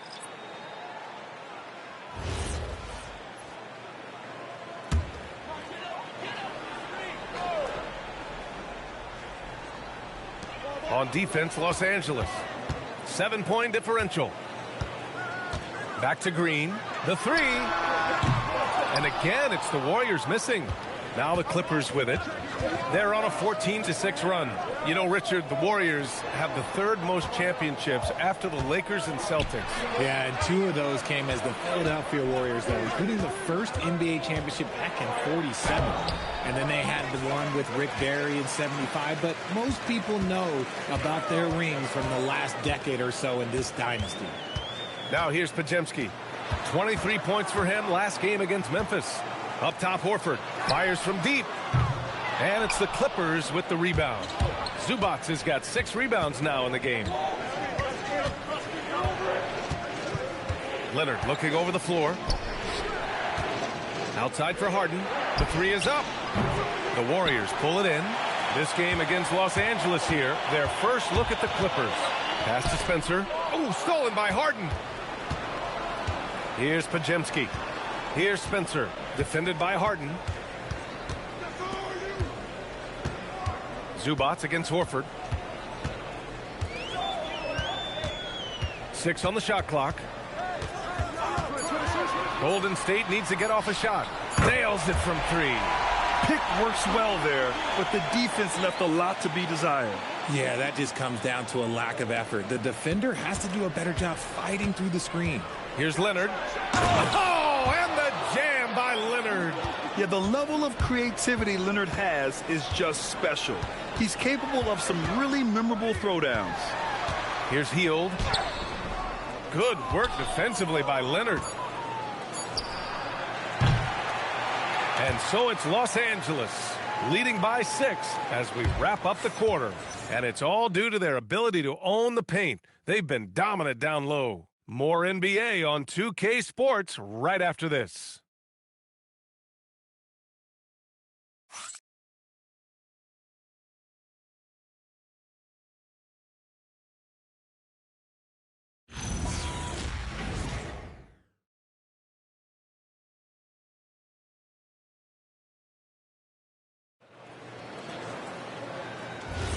Hope you've enjoyed the broadcast so far. Halfway through the first half in this one.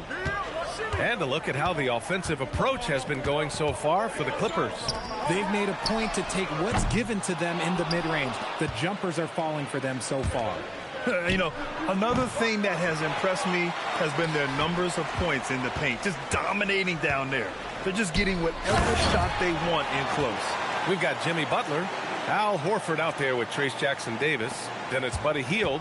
That's the group for Golden State as we kick off the second quarter. Now here's Dunn. No made baskets yet. Beal, that one's good. Total trust in his mechanics. Beal instantly takes the shot. And here's Hield. Lets the three fly. Bradley Beal puts it in. and they're doing strong work on the glass. A +5 advantage for them. Three-pointer. Jackson Davis grabs the miss. Warriors trail by 7. A chance here to catch up with Allie from the sideline. Thanks. Jimmy Butler is the complete package. Coach Steve Kerr said he's an amazing player. The skill, the strength, the ability to get to the line, his passing connects the game. And in the end, it goes beyond that. Just his presence out there. He's a lion. He's a force. Guys? One of the best. All right, Allie, thanks for the report. And so Ty Lue calls a timeout. He's going to take a minute to regroup with his players.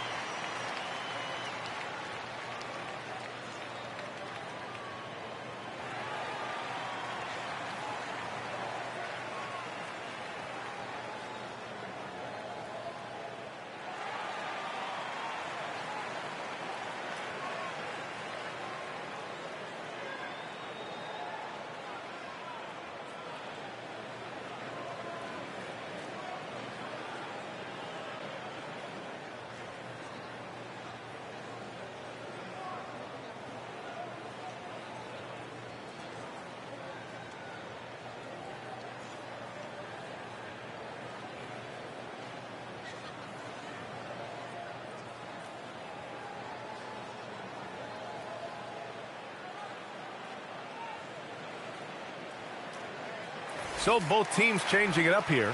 And we're joined now by Shams Charania. He's calling in with a story. Good to have you, Shams. What's going on? Well, guys, this summer saw the first ever 7-team trade in the NBA. You might wonder why it makes sense to involve so many parties, but basically teams have more flexibility salary-wise in these multi-team deals. It is enough to make your head spin, guys, but this is where things are headed. Big moves. Okay, Shams, thanks for the update. Now here's Beal. 12 points for him.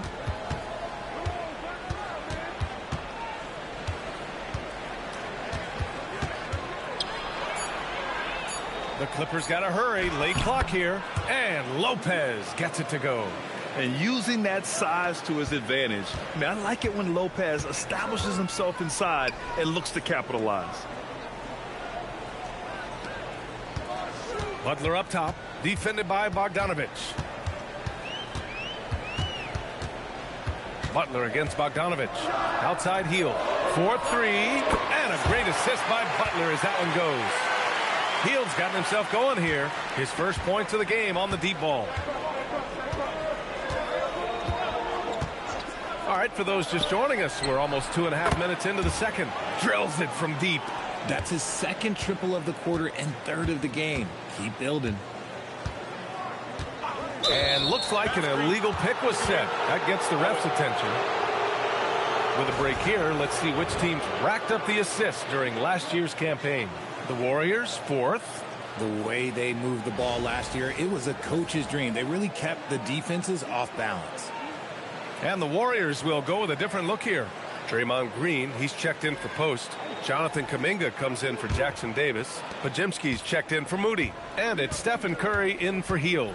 And then for Los Angeles, Leonard's checked in for Bogdanovic. And it's James Harden in for Dunn. Now here's Beal. 7-point game, biggest lead so far. Oh, he finds himself wide open and drills it. Beal's got 8 points in the quarter. His shooting has been fantastic, and this team has leaned on him. Grant, the Clippers were finally healthy in the playoffs last season, but it still wasn't quite enough. Yeah, but they gave us a dramatic 7-game series against the Nuggets, who then went on to push OKC to 7 games. So even if it wasn't the outcome the Clips wanted, still a heck of a season. And we've got a report from the sideline. Let's get the scoop on Al Horford. Allie, what have you heard? Thanks, guys. I just talked with the Warriors' head athletic trainer. It's a bruised shoulder, and while uncomfortable, they'll be glad it's not a more serious injury. Even though this is typically considered a moderate time frame to full recovery, he is indeed potentially able to play.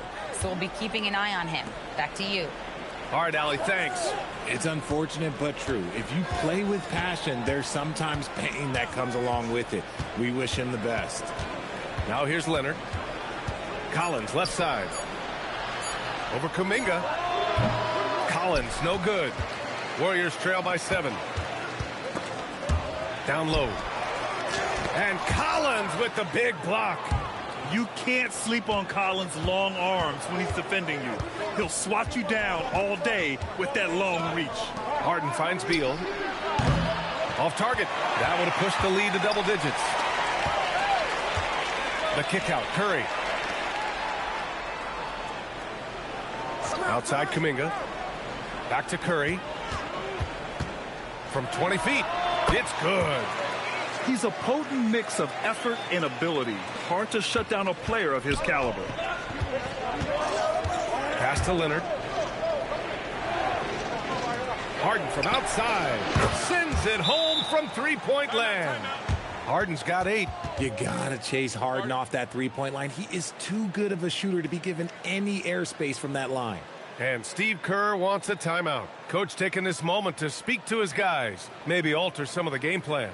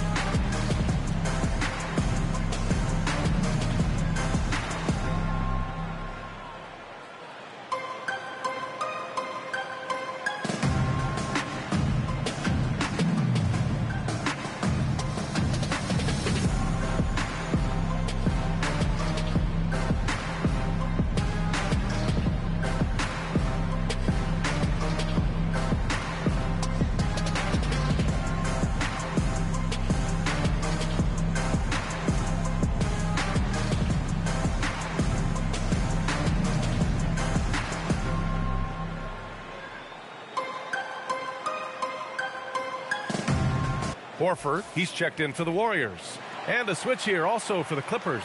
Ivica Zubac's checked in for Lopez.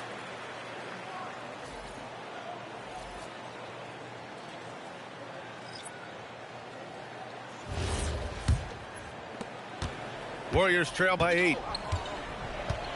Pass to Horford. Harden against Curry. 50 seconds left in the second. Right side, Pajemski. Green for 3. The shot off that time. Excellent D there from Collins. Beal surveying the D. Pass to Zubac. And it's slammed in by Zubac. And we've seen Beal improve as a playmaker over the years. That's a nice pass. Here's Curry. Now here's Kuminga. Leonard defending. And it's good. Fought through contact. Hit the shot and will go to the line. And he's got his first opportunity at the line here tonight. He did a lot of damage at the free throw line in their last game.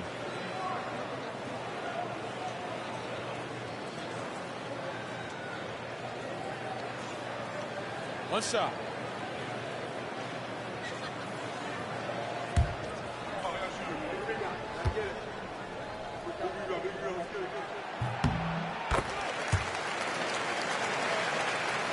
And here are the Clippers now. They've led by as much as 10. They'll be playing host to New Orleans for their next one. That'll be the first of 3 games played at home. That's been the story of their offense so far, getting a number of looks from point-blank range. And here's Curry for 3. No good on the buzzer beater. Bradley Beal has been leading the charge for the Clippers. He put together 10 points in the quarter. Let's send it courtside and check in with Allie LaForce. Allie, what do you have? Here with Coach Steve Kerr, your defense struggling to contain them in the first half. How do you remedy it? We got to get back in transition. We got to make them feel us. You know, they're just running anything they want. We've got to at least disrupt the stuff they're trying to do. Thank you, Coach. Allie, as always, thank you. We'll be right back to begin the third quarter right after this.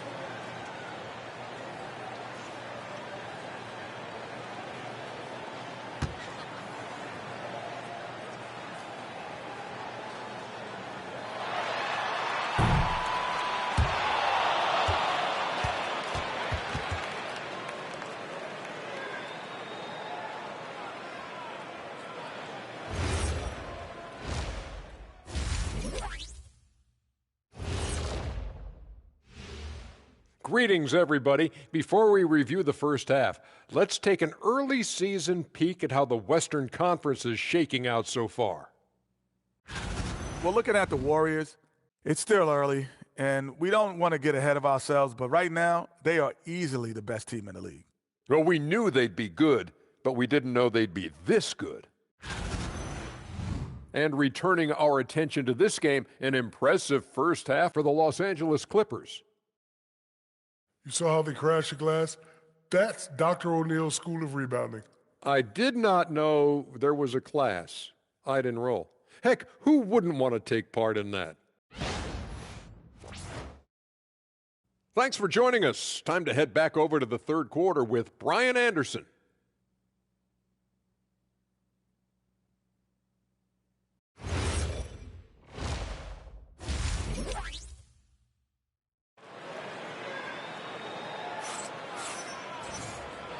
And happy you could join us. We've got 2 quarters left to go in regulation. How about Bradley Beal having a dominant impact in this game? Yeah, they've done an amazing job of creating room to operate for him. And then, of course, executing. I like how they came into this one with a game plan, and they're just going out and executing it. Terrific job. Warriors trail by 9. And Stephen Curry said his goal was to play meaningful basketball games. With the arrival of Jimmy Butler, that proved to be the case. Yeah, the Warriors have been looking to get Steph some help. The fit with Jimmy was questioned, but it's worked out better than most people expected. And so in the game for Los Angeles, Harden pairs with Beal to make up the guard set. Kawhi and Collins are the forwards, and it's Zubats in at the 5, roaming the paint. Now here's Beal. That one's true, and that's 9 for 12 for him now. Defensively, they've got to get more bodies in the paint. That's 3 straight field goals from below the free throw line. Leonard against Butler.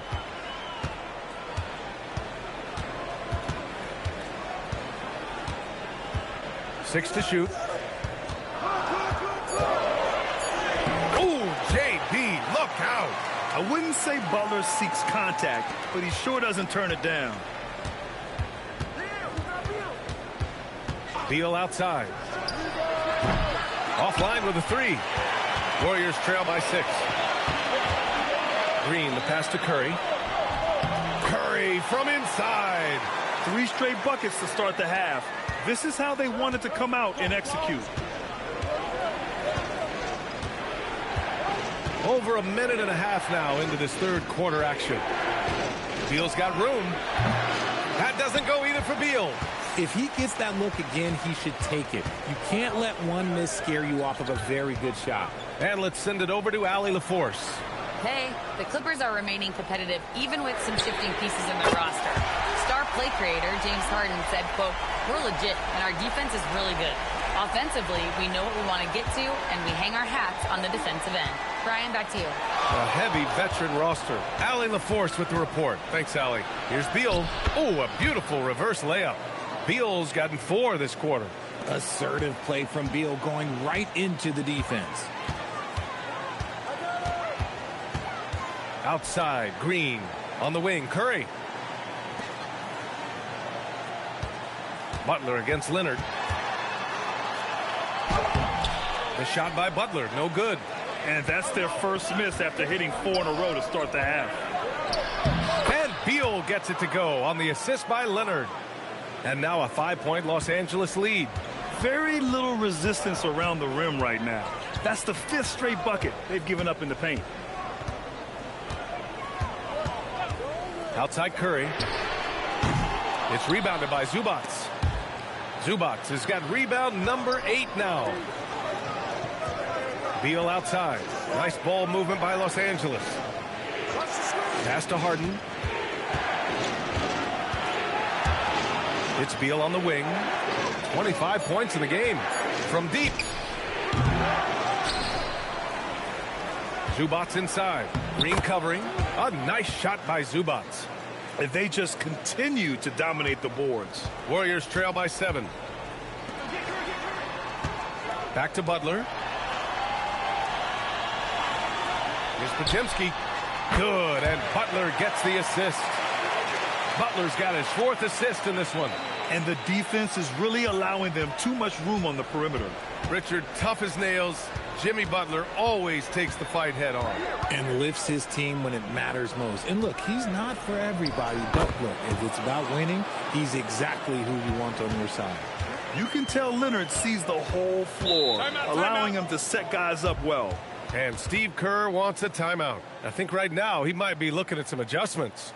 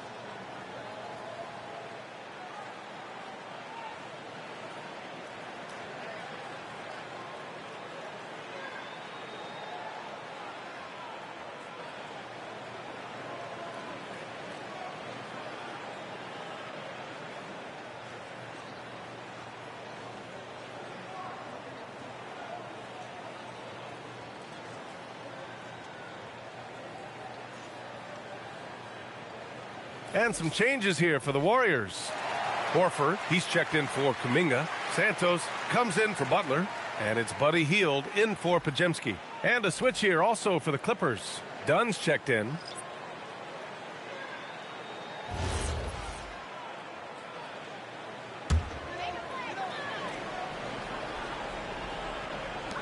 .144 left in the third quarter.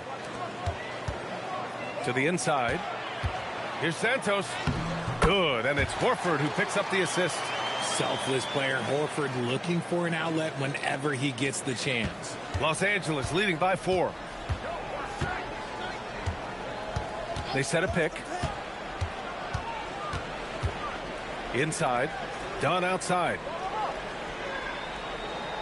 Zubac, screen. The 3. The shot by Dunn, no good. And it's Green with the ball for Golden State. Hield on the wing, defended by Dunn. Curry passes to Hield. Shot clock at 6. Misses off the left iron. The Clippers have gone 5 for 9 from the floor in the third quarter. Zubac, screen to the paint. And it's slammed in by Zubac. Come on, B.A. He sure can rise. Grant, that's as good as it gets. One of the best in the league. Now 8 seconds separating the two clocks. Green with a screen on Harden. Pass to Green. Ooh, solid D from Leonard. Now Harden. Leonard left side. Jacks up a 3. And Beal with the basket on the assist by Leonard. Leonard's got assist number 5 here tonight.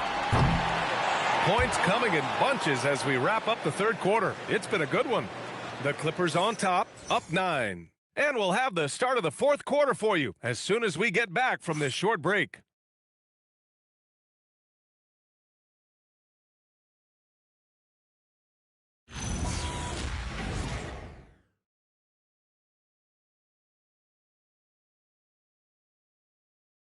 And now we have a moment to reveal our State Farm assist of the game. You talk about painting a magnificent picture with that, Don. Just a great decision and a perfect delivery. A lot of times a spectacular pass is more impressive than a spectacular shot.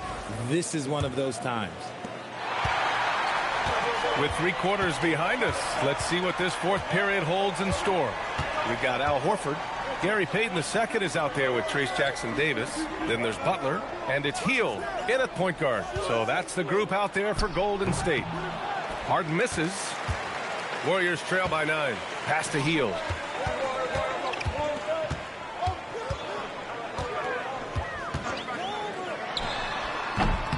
Collins with the rebound. Los Angeles has gone 6 of 14 from the perimeter tonight. Dunn, the pass to Harden. Now here's Lopez. And here's Dunn, guarded by Hield. Here's Harden. Yes, it's good. And the Clippers lead by 11. I'm just going to say this. I don't think the average fan understands how strong Harden is. He has no problem finishing through contact with those wide shoulders. Now here's Butler. Up and over Dunn. Jimmy Butler, so smooth inside. Maybe they've been going to him a little too much. Now he's having a great game, but his team is losing, and that is all that matters. Collins outside. Shot from the wing. And again, it's the Clippers converting. And Steve Kerr calls timeout. No doubt he's going to utilize the opportunity to make sure they're all on the same page here.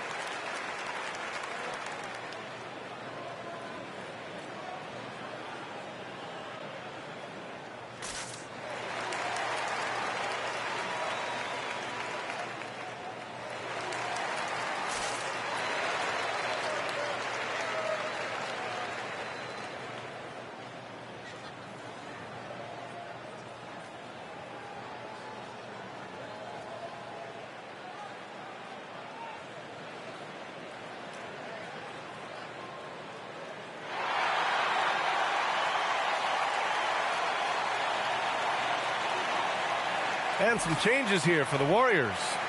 Draymond Green comes in for Jackson Davis. And it's Stephen Curry in for Peyton. And the Clippers making a change here as well. Zubats is checked in. Let's check in with our reporter, Allie LaForce. During that break, Coach Steve Kerr had some advice for the team. He told them, quote, if we'd worked harder on the glass, we'd probably be up right now. Show some heart. Show some pride. It was a very direct message. Back to you guys. Great work, Allie. Thanks. He was all alone on that one. And their perimeter shooting numbers have been up since the start of the second half. Los Angeles leading by 8. Outside Bogdanovich. Nice ball movement by Los Angeles. Harden from outside. And that one goes. He's now recorded his 5th bucket in 8 tries. This is what great shooters do. Harden is rising to the three-point challenge. Outside Curry. Here's Butler. It's rebounded by Los Angeles. They really have a commanding lead, not just in points, but in rebounds as well. Picked by Bogdanovich from deep. The shot by Dunn, no good. It hasn't been his best game, but his team is still doing just enough to be up. Outside, Green. The 3 from Curry. And that comes off the assist by Green. Green's got 3 assists tonight. And this has become expected from Curry. Everyone knows how dangerous he is at getting to his spots and capitalizing.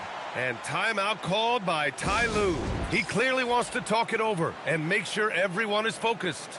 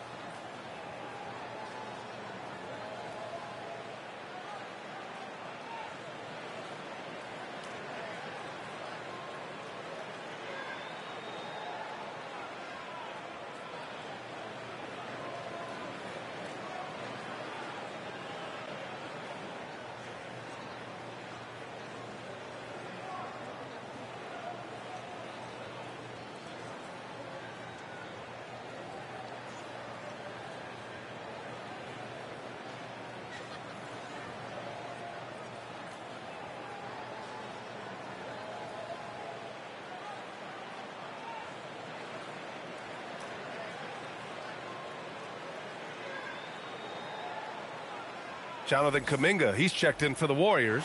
Pajemski comes in for Hield, and then for Los Angeles. Kawhi Leonard comes in for Bogdanovich, and it's Bradley Beal in for Dunn.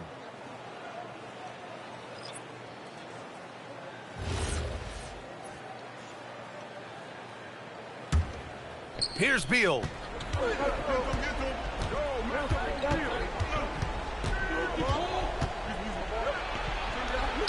Bucket! Straight in! They're in strong position coming down the stretch, and he is a big reason why.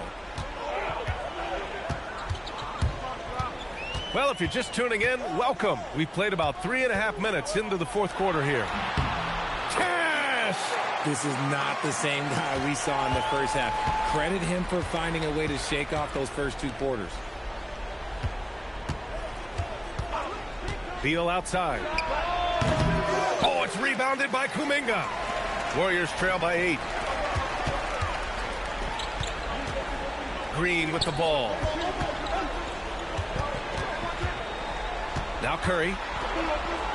From 9 feet away, count it. This is what Curry does best. He is so creative at getting into rhythm and staying hot. $1,000. Yes, sir! The finish with the jam. They're going at it on offense. Neither team backing down. Man, this has been a fun one, but look, who doesn't love a high-scoring game? Now here's Curry. Ooh, tough finish. Curry, the magician. Looking unstoppable.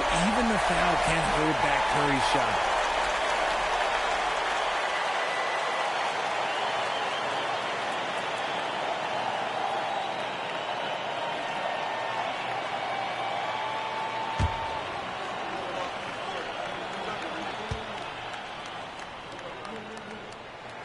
And that one falls for Curry. And some consider Curry to be the greatest shooter of all time. And by some, I mean all. And he is capable of getting hot in a hurry. Here's Beal. Ready off the pass. He lays it in. And he's doing it all himself, shouldering the offensive load in effortless fashion right now. Now Green. Blocked! And that's out of bounds. Golden State will retain possession. And it's time to take another look at that powerful block. Yeah, good offense comes from great defense. This lead is only getting stronger with plays like that.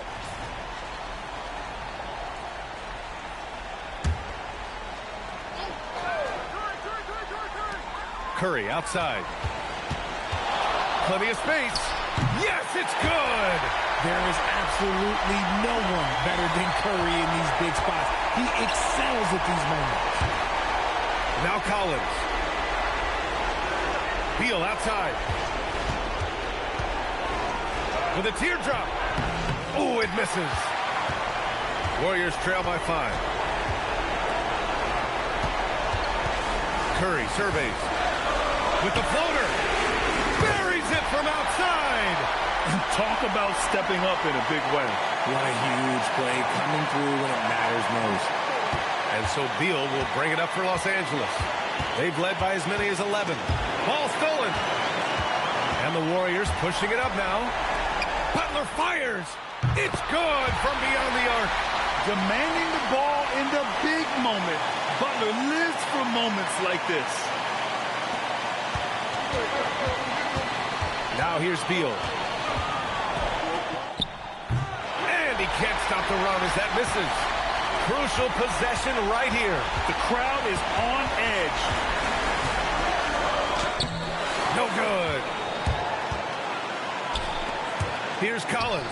Yeah, ready for the big moment. Collins believed in his ability to deliver the big-time shot. And Steve Kerr calls timeout here. There is a lot on the line, and he is determined to make sure everyone's on the same page. Obviously, not a lot of time to work with. What do you guys think we're going to see? It's always interesting to see what play a coach has saved for a situation like this. If they've got a surefire, quick bucket play, let's just say now's the time to use it.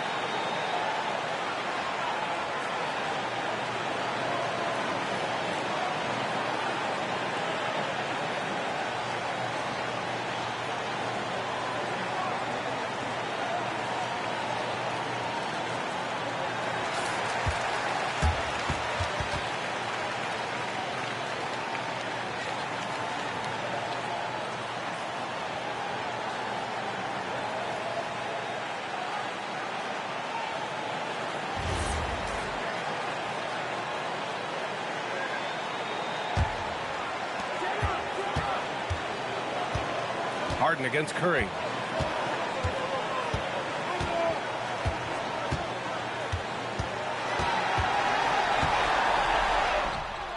Can't get it to go. And they commit an intentional foul. We'll see another one of those, so they get into the penalty. And a smart choice right there. I mean, you can't allow them to just drain the clock. And Ty Lue has called a timeout. The pressure is on, and he's got a plan to share with his guys.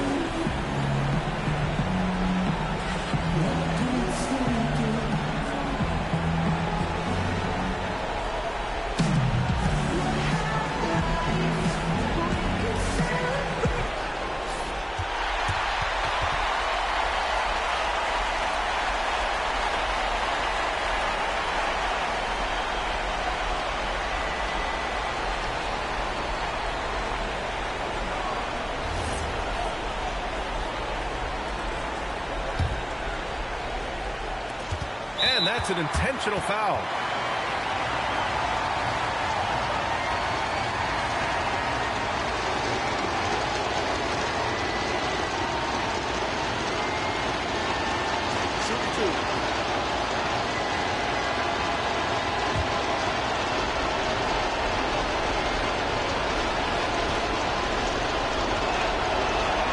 He drops the first one, and that'll put him up 2.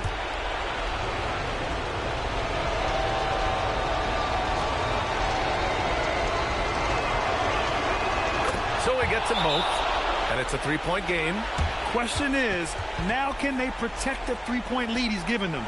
And Steve Kerr calls timeout. And Coach didn't want to take any chances in this situation, which is why he called the TO. What's the best strategy for him? And a 3 would tie it up.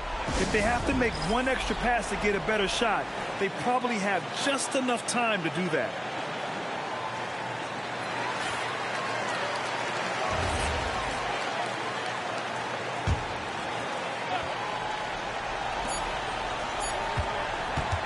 So a close game sees the Clippers taking this one.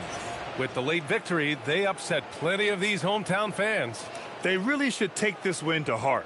When the pressure was on, they stepped up and worked twice as hard to overcome it. Well, now we have some time to check in with Allie LaForce. Allie. James, I'd love to know whether it's scoring, playmaking, or your defense. What aspect of your game are you most proud of?